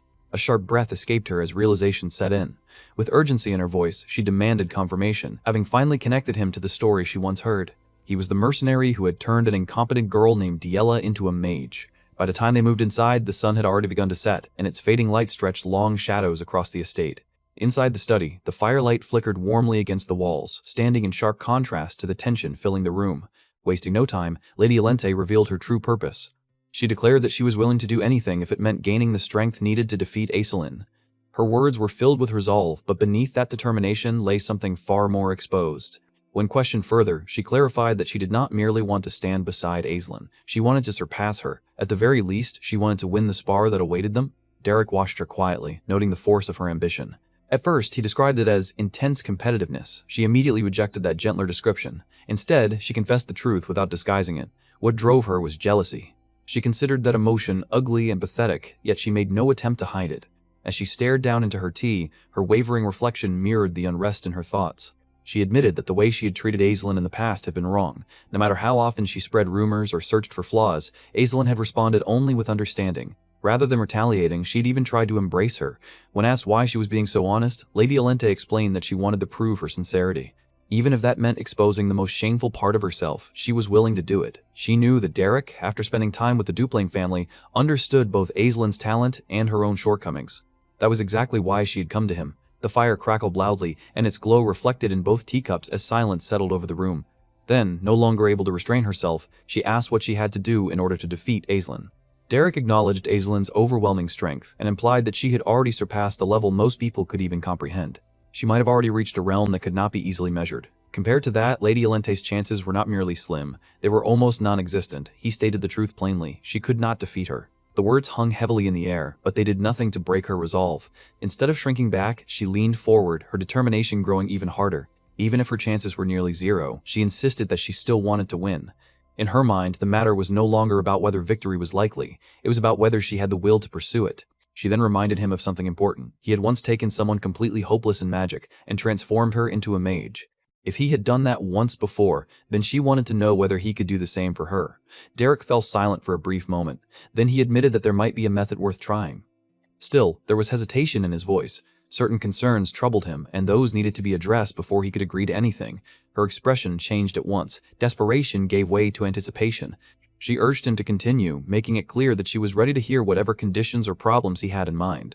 Derrick began by asking whether she even knew how he had taught Lady Diella in the first place. Lady Alente admitted that she did not know the details, but she insisted that it made no difference. She declared that she was prepared to do absolutely anything if it meant winning.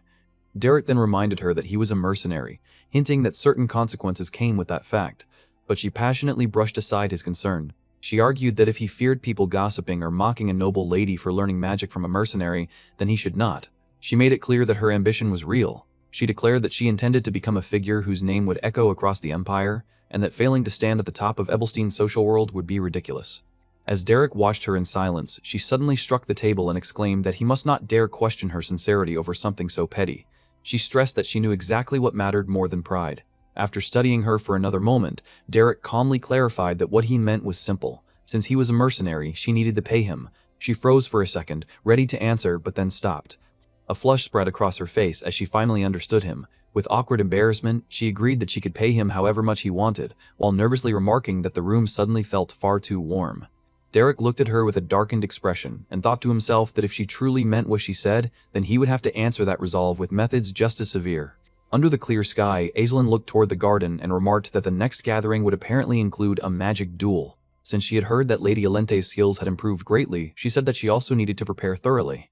Not far away, Alente overheard those words. The other noble ladies reacted with interest and decided that if another gathering was already coming, then they would have to join as well.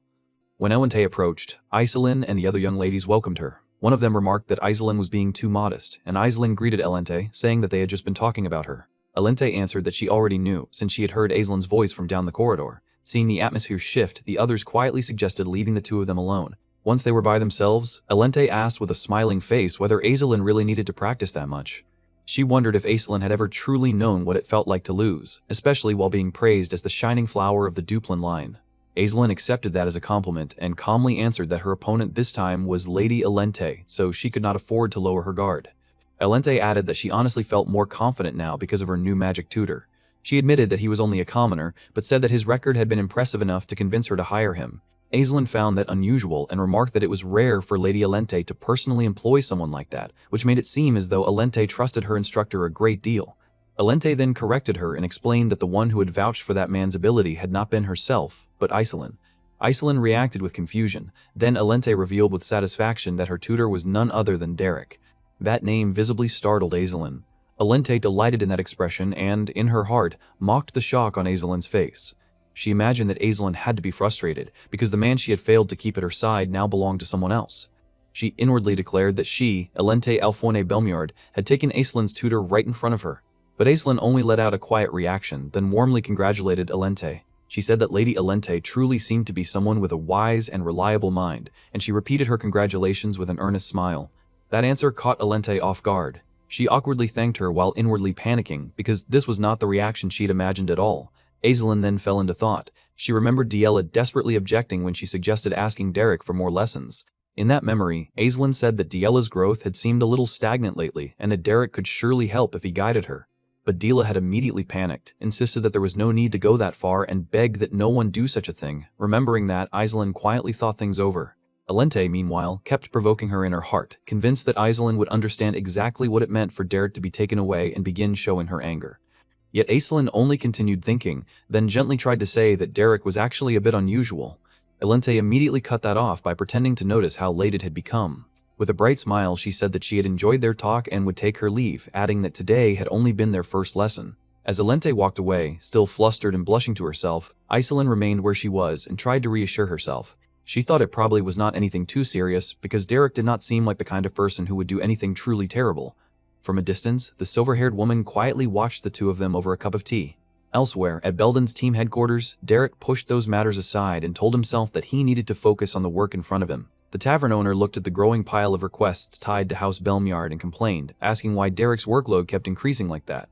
Derrick answered that at least he no longer had to travel all the way to the Earl's estate. He said that as long as he could handle the work here in Ebelstein, it made no real difference to him. The man remarked that Derrick made it sound easy, then asked the question that truly mattered, whether their lady could really defeat Lady Iselin in that upcoming match. Derrick answered after a pause that the situation was not a total dead end. While holding his mug, he said that he still had one option left.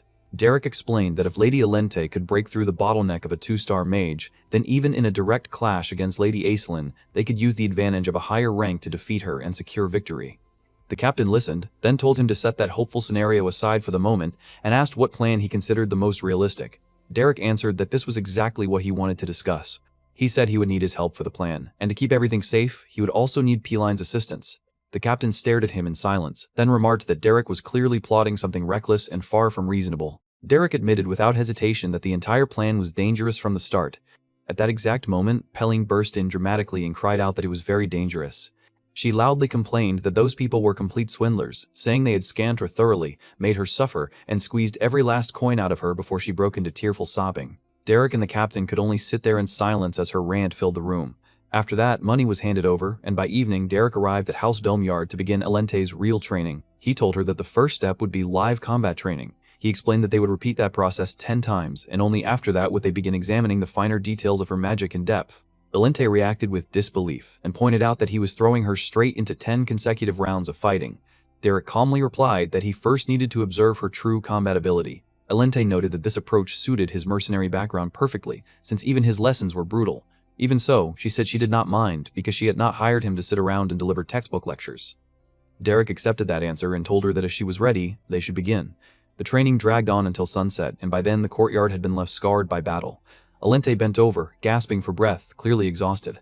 Derrick thanked her for her hard work and told her to rest for 10 minutes. He then said that after that short break, they would move on to fundamental magic theory. Elente stared at him in disbelief and repeated that it was only 10 minutes, then confessed that she did not have a shred of mana left. Derrick answered from behind her that if she truly pushed herself, she should still be able to draw out some mana. After a brief silence, he coldly judged that the shapes of her spells were wrong, and instructed her to sharpen her concentration and create 10 more ice spears. Elente strained herself and forced the magic out again, but Derrick immediately pointed out that she was still 5 short.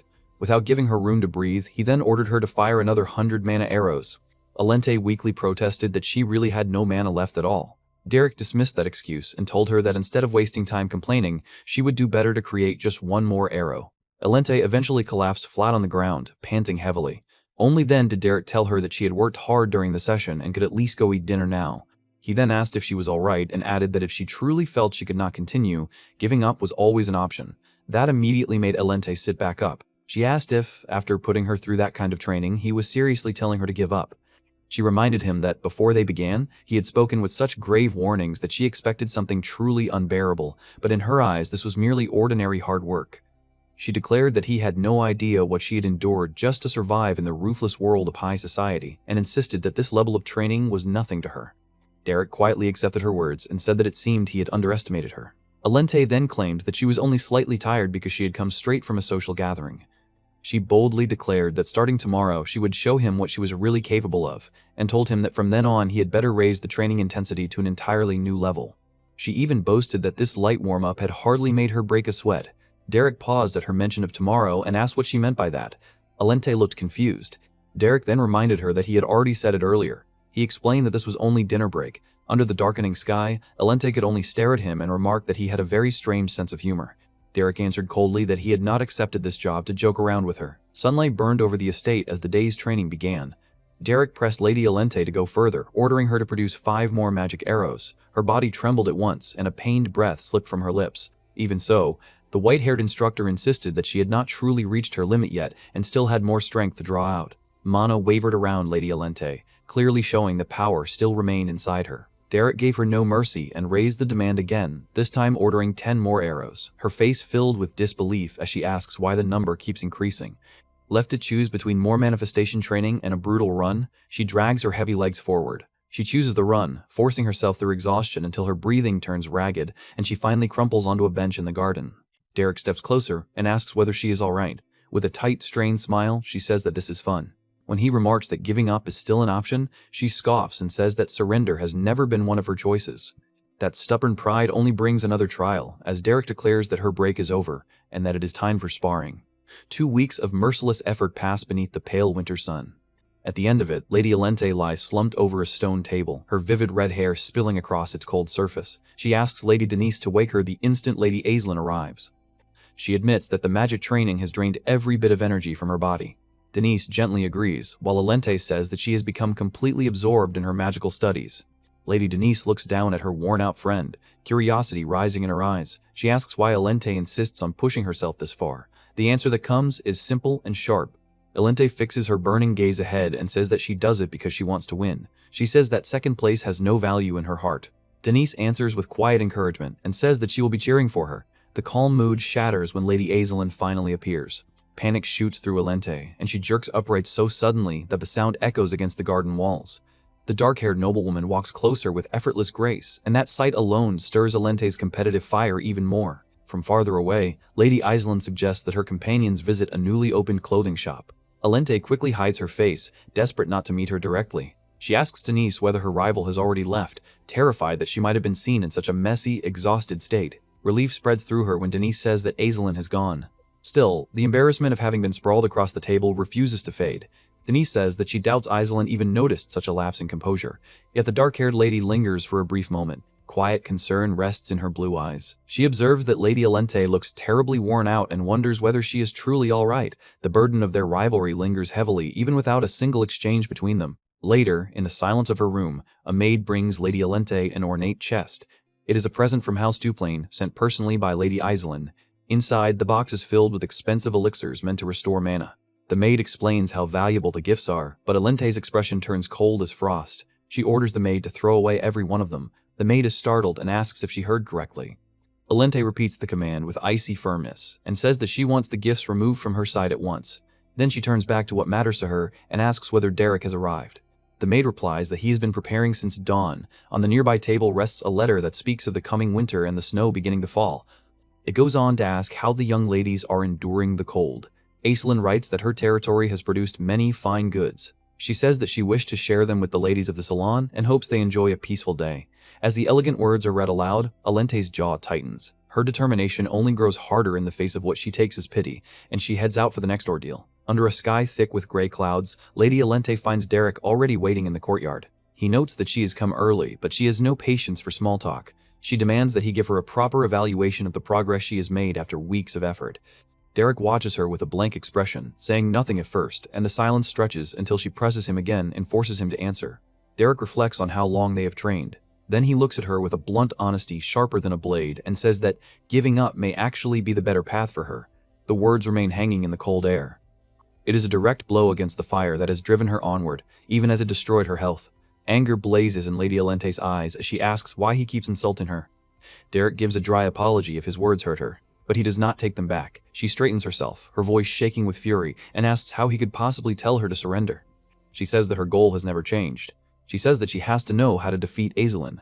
The confrontation erupts as Alente shouts that she hired him to help her win, not to teach her how to quit. She tells him to leave if he came only to say such ridiculous things, claiming that he is wasting her precious time. Derrick does not react to her anger.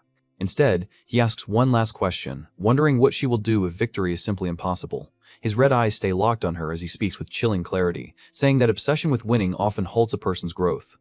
In his view, humbly accepting defeat can sometimes be necessary for real progress. Lady Alente recoils, tears gathering across her face. To her, such a road feels unbearably pathetic. She finally lays bare the truth of who she believes herself to be, reminding him that she is only a shameful and petty woman who spread rumors about Aislinn. The titles others gave her, such as Belmard's Pillar and the Flower of Rosiah Salon, feel to her like empty falsehoods. A hollow sense of worthlessness swallows her as she insists that she is nothing like those grand images. Her voice breaks as she admits that petty jealousy has consumed her. She cries out that she accepts the truth at last, acknowledging just how inadequate and pathetic she really is. Now that she has confessed everything, she says there is no reason left for her to keep hating Aislinn. Derrick stays silent as she trembles before him. Even though she understands the truth of her situation, she still cannot understand why her heart remains so unsettled. The burden of her petty inferiority complex keeps crushing her from within. She asks why it still refuses to disappear. In the end, only one phrase can describe what is tormenting her. It is self-hatred. With painful honesty, she explains that she wanted him to witness just how serious her resolve truly was, even if that meant exposing the ugliest parts of herself. Now she has questions of her own. A quiet hatred toward herself had always existed inside Alente. Her mind had never stopped racing toward one goal alone, finding a way to defeat Aislinn. At first, it might have looked like nothing more than rivalry or envy, but the source of her suffering ran much deeper. She never truly hated Aislinn. The one she despised most was herself. This was never about a shallow grudge. To her, victory had become the only way to escape the inferiority and self-loathing that had wrapped around her heart. Moved by the weight of her confession, Derrick steps forward, the wet ground splashing beneath his feet, and gives her a simple, firm answer. He says that they will win. His expression hardens with absolute certainty. He says that he will make sure she defeats Lady Aislinn. Sunlight catches against his silver hair as he makes that promise. Alente slowly looks up. A new spark begins to rise inside her. She quietly accepts his words and agrees to walk the path ahead. Some days later, the scene shifts. A carriage travels forward before stopping at a grand estate revealed to be the territory and residence of Count Belmar. From inside, Lady Alente's former teacher steps out alone. As he surveys the area, a red-haired noble approaches with calm composure, welcomes him, and says that the trip to Eberstein must have gone smoothly. Maintaining proper manners, the teacher offers his greeting and asks after the Lord's well-being. The red-haired noble answers that the journey must have been tiring and invites him to sit and rest. The two men take their seats and settle into a calm exchange. After a brief pause, the noble remarks that it has been quite a while since he last saw Lady Alente and says that he is curious about how she has been doing. The teacher replies that she is doing well and says that she has recently been devoting herself to improving her magic. Hearing that, the red-haired man reacts with open amusement and admiration. He says that he has never met a girl with such remarkable talent and adds with confidence that it will not be long before she surpasses even him.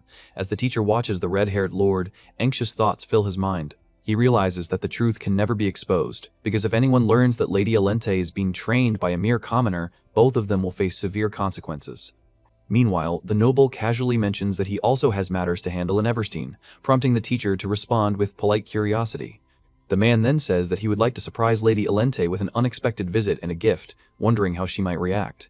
On the outside, the teacher keeps his composure and says that Lady Alente would surely be delighted. Inside, however, dread grips him, and he can only hope to survive the ordeal without disaster. The scene then shifts to the outskirts of Everstein, where a massive door stands ominously at the entrance to the nameless labyrinth. There, Pelini voices her unease and says that something about the situation feels wrong, questioning whether it is really wise to send someone as delicate as Alente into a dungeon. Jaden calmly responds that Derrick must have already thought everything through. As uncertainty spreads among the group, Alente suddenly realizes with shock that she is the one expected to enter the dungeon. Startled and overwhelmed, she asks what exactly she is supposed to do inside and whether she is simply meant to fight monsters head-on. Derrick finally steps in and reassures her that this is the weakest dungeon in the region. He explains that her task is to sharpen her instincts through real battle and adds that he and the others will be watching over her to keep her safe. Still shaken, Lady Alente asks whether this is truly serious, as if she can barely believe it is happening. In response, Derrick releases an intense burst of energy and says in a firm, unwavering tone that the duel is only a few days away and that they have almost no time left, making this the most efficient preparation possible. With that, he begins moving forward with the others. After hearing everything, Lady Alente grows even more uneasy, as it is clearly her first time entering a dungeon filled with monsters. Soon, all four of them advance together in an unsettling silence that only makes the tension heavier.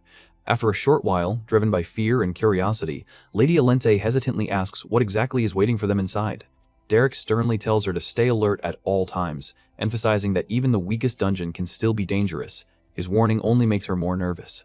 At that moment, Pelim, who has been watching their surroundings carefully, suddenly warns that a horde of goblins is coming. Lady Alente panics immediately and cries out in alarm. Derrick, however, stays composed and says that he already sensed them approaching from behind.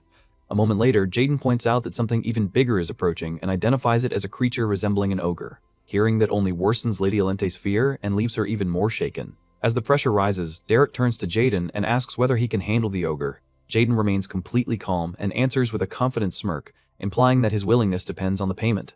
Derrick releases a powerful wave of energy and firmly says that compensation can be discussed later, making it clear that survival comes first. At once, all of them turn their attention forward, where countless glowing eyes begin to emerge from the darkness and draw steadily closer. Overwhelmed by the terrifying sight, Lady Alente freezes in place, her body trembling as the reality of fighting monsters finally sets in. Before she can recover, the goblins rush toward them. Derrick immediately moves to the front and intercepts the attack head-on. Behind him, Lady Alente can barely even form words, her fear nearly robbing her of speech. Derrick reacts at once, ordering Pelini to protect her, then dashes into battle with precise swordsmanship. Pelini supports from a distance, firing arrows with expert accuracy to eliminate threats from multiple directions, while Derrick combines his blade and blazing fire to cut through enemy after enemy, as the team carries out their roles with perfect coordination. In the middle of the chaos, Alente remains rooted in place, too overwhelmed to understand what she should do, her mind paralyzed by fear and confusion. Then she suddenly senses a massive presence behind her and realizes it is the same creature they discussed earlier. The scene shifts to Jaden, who stands firmly in its path with calm confidence, holding his sword as he remarks that he is curious about the bounty placed on the monster. Without warning, the giant goblin charges at him, but Jaden steps forward in one swift motion and cleanly severs its arm. Meanwhile, on the other side of the battlefield, Derrick continues cutting down enemies without pause, blending swordsmanship and fire with seamless efficiency. Watching all of this, Lady Alente is left utterly stunned, her composure crumbling under the terrifying reality around her. Sweat runs down her face as panic floods her thoughts, and she realizes that the danger is real and that she could genuinely die there. The intensity of the moment becomes almost impossible to bear, leaving her unable to decide her next move. Then Derrick turns back and urgently warns her that a goblin is charging straight at her, telling her to stay alert. At that same instant, the goblin rushes directly toward Lady Alente with lethal intent. Fear completely overwhelms her, and she becomes certain that she is about to die. Her mind goes blank, and her body locks in place as the monster closes in. From behind her, Derrick's voice rings out firmly, telling her that she has to defeat it herself. At those words, something inside her begins to change.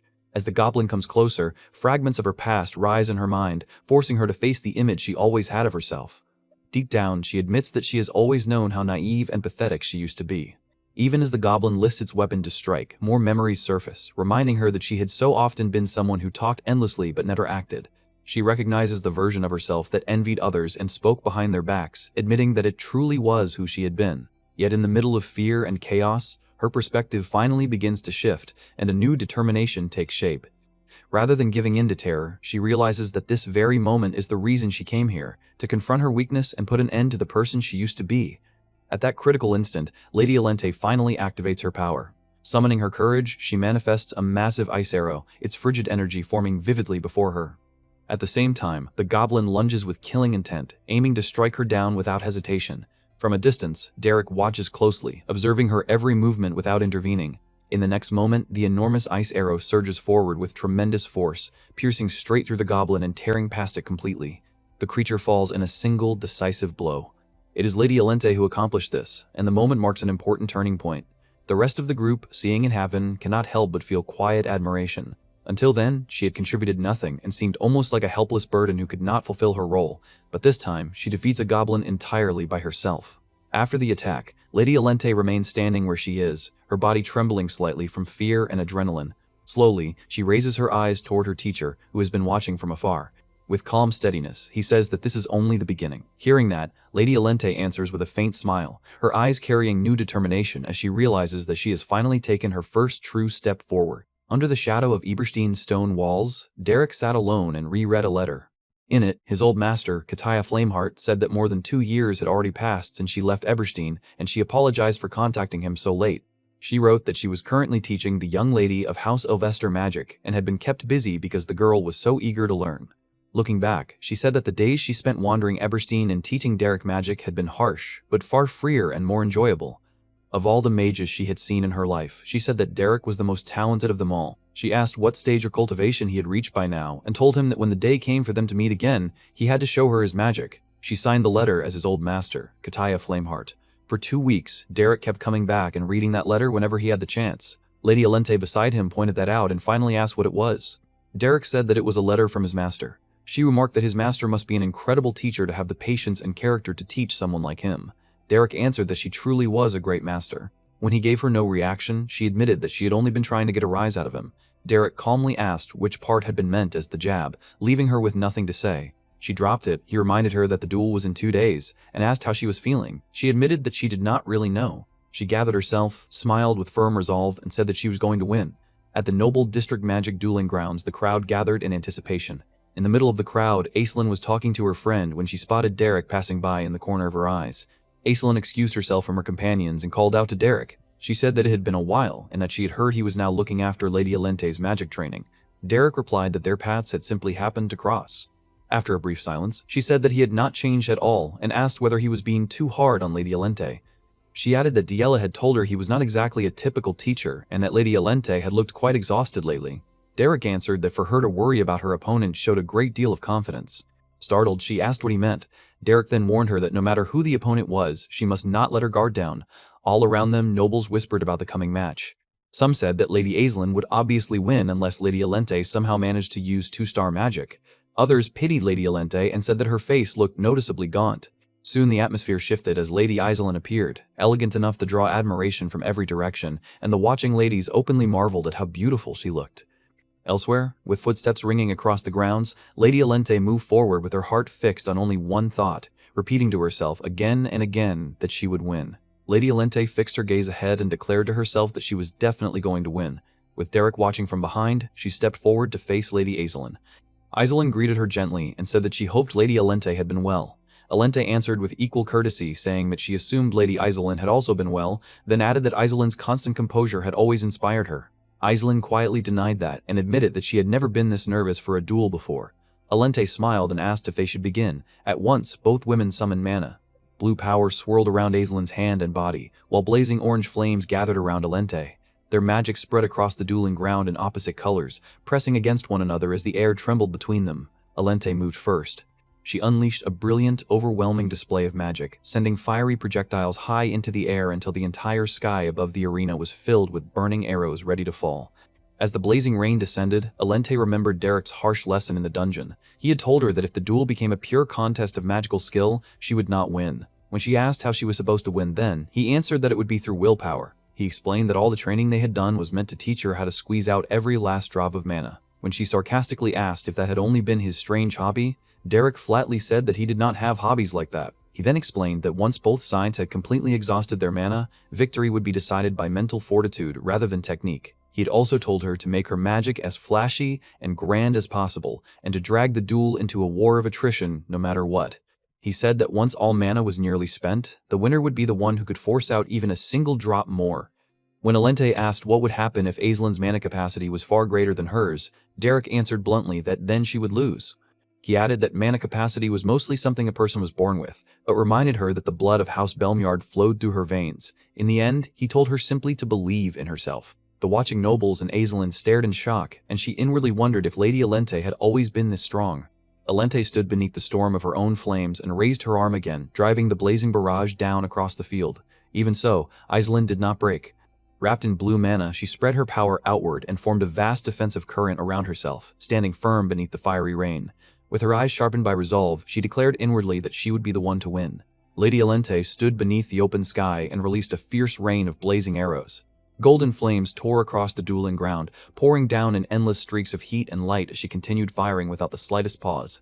Lady Aislinn calmly lifted both arms, wrapping herself in a broad current of blue magic. The fire arrows slammed into her defense one after another, detonating around her and shaking the arena, yet she remained steady inside the spinning barrier. The spectators stared in disbelief. One of them stammered that this was Lady Elente's magic, then added that her mana reserve seemed to have grown tremendously. As explosions continued bursting across the field, Aislinn studied the attack closely and thought that Elente's firepower was certainly impressive, but she was simply unleashing it without restraint. At this pace, Aislinn believed Elente would exhaust her mana very quickly. Then Aislinn's gaze sharpened. She realized she had finally found Elente's position and thought that now it was her turn. Blue magic gathered around her hand and shaped itself into a long ice spear. With a cold, focused stare, she launched it through the battlefield. The spear ripped through the smoke and dust, flying straight toward the red-haired noblewoman. Elente ran forward through the chaos, but the attack pierced through what seemed to be her body. Aislinn's eyes widened when she realized it was not the real Elente. She thought in shock that it was illusion magic. She could hardly believe Elente could control moving illusions so skillfully, especially since such a spell would consume a massive amount of mana. Before Aislinn could fully regain her composure, the real Elente appeared behind her and rushed in with sharp determination. Derrick's strategy flashed through Elente's mind. During their planning, he had told her that this method would work. When she had asked what he meant, Derrick explained that she should overwhelm Aislinn's vision with flame arrows, then use illusions to deceive her. After that, she had to close the distance and fire ice spears from close range. He said that even an experienced mage would expose an opening and fall for it, but he also warned that her opponent was not merely an experienced mage. Back in the duel, Elente closed in and formed an ice spear at point-blank range. Aislinn glanced back in alarm and realized Elente was using ice spears from such a short distance. She understood there was no time to cast protective magic, so she decided that she had only one choice. Elente thrust the spear forward, but Aislinn gathered blue mana in her hand and released it at the final instant. The force exploded between them, blasting both girls away through the dust and wind. Elente hit the ground hard, then quickly steadied herself as her red hair whipped behind her. Aislinn also regained her footing, her dress fluttering as she lowered herself into a ready stance. Elente stared at her in surprise and wondered what that move had been. Aislinn quietly exhaled, thinking that it had been close. Derrick's earlier warning echoed in her mind, reminding her not to lower her guard no matter who her opponent was. Only now did she understand what Derrick had meant. Elente's skill level, and even the way she applied magic, had completely changed. Aislinn decided she would answer with firepower of her own. She told herself that she was confident in a contest of pure power. Blue light spread beneath her feet, and dozens of ice spears began forming around her without any incantation. Cold magic filled the entire arena as countless spears rose into the air. The spectators stared in awe. One of them muttered that it was incredible, while another asked if all of them were ice spears. Someone else said that producing so many without chanting was unbelievable. From a distance, Derrick watched calmly beneath his cloak. Seeing Aislinn respond with overwhelming force, he concluded that she had taken the bait. Across the field, Elente stared at the countless ice spears with a startled expression, realizing that Aislinn had accepted the exchange of power. Aislinn calmly admitted that Lady Elente had grown remarkably. Blue ice spears gathered behind her in the sky as her expression sharpened, while Elente quietly hid a small flame behind her back. Aislinn declared that Elente should try blocking this as well, then unleashed the countless ice spears all at once. Elente glared back without fear and released the hidden flame with a wave of her hand. The small blaze shot upward like an arrow, weaving through and destroying the descending ice spears. Aislinn hurried to avoid it, sweat forming on her face as the flaming arrow curved unpredictably through the air. She realized in shock that it was a flame arrow, and wondered when Elente had prepared it. She thought that she had sensed neither an incantation nor the movement of mana, then remembered the earlier barrage and realized Elente must have hidden one arrow back then for this exact moment. The delayed attack streaked past Aizelin and cut through the field, leaving her shaken. She admitted to herself that she could no longer read Elente and had no idea what move she might use next. The watching nobles grew stunned. One asked what was happening, while another said the two of them were fighting on equal footing. Another spectator remarked that it was quite impressive. Elente smiled with rising confidence and thought that this was definitely possible. She told herself that she was overpowering Aizelin right now. Aizelin, however, realized that under these conditions, she could not win. Elente's tactics and boldness had placed her one step ahead. Then Aizelin lowered her gaze and steadied her breathing. She decided to reset the conditions from the beginning. Derrick watched from the side with a stern expression and said that this was where the duel truly began. Aizelin released a sudden surge of blue mana. Wind exploded outward across the arena, forcing Elente to brace herself. Elente wondered what that sudden wind was, realizing it was not magic but something closer to raw mana. Then her eyes widened in alarm as she realized she could no longer feel the surrounding mana. For a brief instant, all mana around the field vanished. Derrick observed that this was mana alignment, a phenomenon where overwhelming mana temporarily seized control of the surrounding mana. When one mage forced out mana beyond their limits, the mana nearby aligned under that pressure. Aizelin gathered a blazing sphere above her hand. The surrounding mana bent toward her, forming an enormous fireball in the sky. In other words, Aizelin had exceeded her own limits in that moment. Elente stared upward in shock as the massive fireball swelled above the arena. Aizelin raised her arm, her blue eyes burning with resolve, and unleashed a 2-star fireball. During one of their training sessions, Lady Elente lay on the grass, breathing heavily with her red hair spread around her. Derrick approached and told her that he had brought water, asking her to drink. She sat near the small fire, accepted the pouch, and thanked him, but her hand hesitated. With a troubled expression, she told Derrick that she was honestly unsure. She asked whether she could truly defeat Aizelin after only a few weeks of training. Derrick answered without hesitation that she would win. Then he corrected himself and said, more precisely, that she would win in a certain sense. Back in the duel, the spectators stared at the enormous burning sphere above the arena. One of them asked if that was really fire, while another realized in shock that it was a fireball, and even a 2-star one. Elente looked up at the massive fireball in disbelief and asked if that was truly a fireball. Panic seized her as she realized this was not the situation they had expected. She turned toward Derrick and asked what this was and what she was supposed to do. Derrick remained silent, watching with an unreadable expression. Elente yelled at him to stop wearing that stupid face and give her something useful, calling him a fraud. The fireball descended, flooding the arena with blazing light. Elente trembled as she realized protective magic would never block a 2-star spell, and an ice spear would not work either. As Aizelin extended her hand with calm resolve, Elente admitted to herself that she had known it all along. She thought it was impossible for someone like her to defeat Aizelin. The spectators watched anxiously as the fireball crashed down. At the final moment, Elente threw herself aside, barely escaping as the ground erupted behind her. Dust and flame burst across the arena while Aizelin gasped, realizing Lady Elente had dodged it. Aizelin noticed that Elente had used the exact same method she had only witnessed once before. Derrick watched silently and understood the crucial difference between them. He thought that Aizelin lacked experience with 2-star magic, and that a 2-star spell used by someone inexperienced became nothing more than a monster that devoured mana. Aizelin's hand trembled from the strain, but she clenched her fist and continued. Derrick realized that Aizelin had acknowledged Elente's effort and talent and that she was now going all out. He thought this was Aizelin's way of showing courtesy and respect to someone who had worked so hard to stand against her. Elente rose from the dust, breathing hard but still on her feet. At last, she understood what Derrick had been thinking. A faint smile appeared on her face as she thought that if she could endure this, she would win. Aizelin raised another blazing fireball above her head and declared that she would win. Elente stared forward with renewed determination as the fireball rushed toward her. The spectators cried out that there was another fireball and that it was much faster than before. Elente sprinted across the arena with everything left in her body. The fireball chased after her like a living beast, burning the ground at her heels as it tore forward. Aizelin stretched out her hand and forced the attack to keep pursuing, but Elente refused to slow down. At the last second, she twisted her body into another desperate dodge, and the flames exploded past her. The force sent Elente spinning through the air. She barely escaped the speeding fireball as it curved beneath her, her body flipping high above the arena beneath the blazing sun. Aizelin shielded her eyes and stared upward in alarm. Even as she fell, Elente calmly gathered her thoughts. She decided that if she moved this unpredictably, Aizelin would not be able to read the path of her next attack.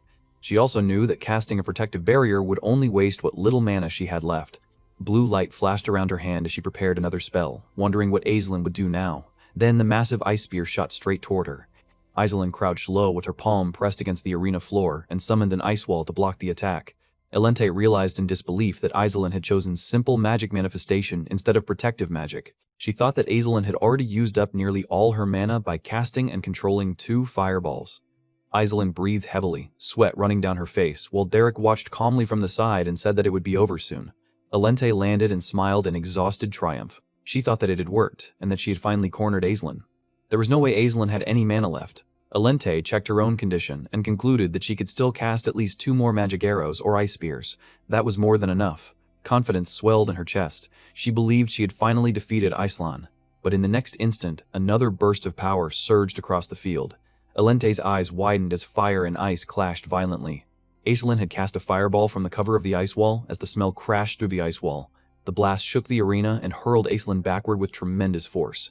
Aislinn crashed to the ground and gritted her teeth, but the fireball still tore through the air. Aplenty stood frozen as the flaming spell passed overhead, barely missing her. Her expression stiffened. Across the ruined arena, Aislinn lay behind a shattered wall of ice, panting heavily. Inwardly, she begged for just one more chance. She told herself that if she could push a little further, she could still continue. Her fingers trembled as she forced blue mana to gather again, even though her body was clearly at its limit. Aplenty looked down at her in silence. Despite her exhaustion, Aislinn's blue eye sharpened with unwavering resolve. The truth was that no noble lady in Eberstein had ever shone brighter than Aislinn. But wherever brilliant light existed, shadow was bound to follow, and that forgotten, dark corner had always been the place where Aplenty stood. In Aplenty's memory, Aislinn walked ahead through a radiant field of blue flowers while Aplenty remained behind her in the shade. Her cruel voice from the past returned, saying that Aislinn had been born with everything and spoiled her entire life. The voice asked whether she had truly believed people would always smile kindly to her face. A past version of Aplenty appeared behind Aislinn with a cold smile, her arms crossed as shadows gathered around them. The mocking voices told Aislinn to look over, then demanded that she show the face she made when she lost herself to anger. Aplenty stared at Aislinn in silence, caught between shock and realization. In her mind, Aislinn was like a precious gem, one that only shone brighter the more it was polished. That thought pressed heavily on her heart. Aislinn's radiance had always been so blinding that it swallowed Aplenty completely. In her memory, dark water gathered around her feet, and black shadows coiled upward, dragging her deeper into an abyss of inferiority. Even so, Aplenty remembered that she had kept sharpening her blade in that darkness. She had continued telling herself that one day she would surpass Aislinn and prove her own worth. She believed she would eventually crawl out of that bottomless pit. Back in the arena, Aplenty watched Aislinn from across the broken floor. She thought that Aislinn was elegant, composed, and beautiful. Even with her hair disheveled and her body covered in mud, even after stumbling and rolling across the ground in front of everyone, Aislinn still wore that calm expression. Aplenty wondered how she could remain so composed. Then she understood. It was almost as if Aislinn had no image she was desperately trying to protect. She was simply herself, always giving everything she had to whatever stood before her. The crowd shouted for Lady Aislinn to keep going. Some yelled that she could do it, while others urged her to stand. Aislinn knelt on the ground, trembling with exhaustion but still trying to rise. Aplenty formed a small flame in her hand and glanced toward Derrick. She remembered asking him whether she could really defeat Aislinn. Derrick had answered that she would be able to win soon enough. Aplenty stood inside the dark reflection of her own thoughts and decided that this was the end. But even if she won, she realized she would only return to the same place where everything had begun. She would still be nothing more than the shadow standing behind Aislinn's light. Aislinn struggled to gather mana again, blue energy flickering weakly in her hand. Aplenty watched her for a long moment, then smiled faintly and said that it was a shame. Aislinn looked up in confusion. Aplenty casually lifted both hands and announced that she was out of mana. Aislinn froze and asked in disbelief what she meant. Aplenty stepped forward and said that Lady Aislinn truly was amazing, and that she supposed she still could not beat her after all. Then Aplenty declared that she forfeited. She added that it had been an incredible match, while Aislinn remained kneeling on the ground, stunned by the sudden surrender. The crowd erupted at once. The noble ladies screamed in excitement and cheered for Lady Aislinn, saying that she was truly the best. Aplenty looked at her with a soft smile, while Aislinn stared back, unable to immediately understand what had just happened. Later, the spectators gathered around Aislinn in admiration. They congratulated her, asked when she had learned 2-star magic, and said that the match had left them completely speechless. Then, Aislinn noticed Aplenty walking away in the distance. Her eyes widened, and she called out to Lady Aplenty, but Aplenty continued leaving the arena without turning back. Derrick waited beneath the arches with his book in hand when Aplenty approached. She told him that he had seen it clearly, so that was enough. Despite her battered appearance, Aplenty smiled and said that he must be surprised. She said that even someone like her knew how to accept defeat. Then she added that he should have seen the look on Aislinn's face. Derrick asked what kind of expression it had been. Aplenty laughed and said that Aislinn's eyes had been wide and her mouth had been hanging open, as if she had been ready to give up right then and there. She said it had been so obvious, and that even the usually composed Aislinn could make a face like that. To Aplenty, it had been completely unexpected. Wiping at her eye, Aplenty said that it had been hilarious and that losing had been worth it just to see such a sight. She thanked Derrick, saying that because of him she finally felt as though she had gained the upper hand against Aizelin. She said that she was in a great mood today. Then she asked what he thought of her. She admitted that the ending had not been perfect, but said it had not been that bad either. She proudly said that she was a quick learner. When Derrick only stared at her, she told him not to just stand there. But when she noticed the water coming down her face, she froze and asked why he was looking at her that way. Tears suddenly welled in her eyes. She crouched down, covered her face, and muttered that she was not a child anymore. Derrick told her that there was nothing to criticize about her performance today. He said that she had worked incredibly hard. Aplenty stayed curled up in silence. Then she admitted that, honestly, she had wanted to win too. She explained that right when she was about to deliver the final blow, something suddenly struck her. Even if she won that match, she would still be trapped in the same place, returning to that pathetic version of herself again. She said that her nature was too deeply rooted. Even then, Aizelin had looked so elegant. Aplenty said that when it came to self-doubt, she thought she had Aizelin beaten by a mile. Derrick answered that it did not matter if she looked a little pathetic. He said that if she was not brave enough to look pathetic, then she would never be able to grow. His words settled quietly inside her. In Aplenty's thoughts, the dark water and shadows that had once trapped her began to fade. For the first time, she no longer felt as if she had reached a dead end. From a distance, Denise watched Derrick and Aplenty beneath the sunset. Aizelin's companions prepared to leave, and one said that they would take their leave now, Lady Aizelin. Another said that today's match had truly been impressive.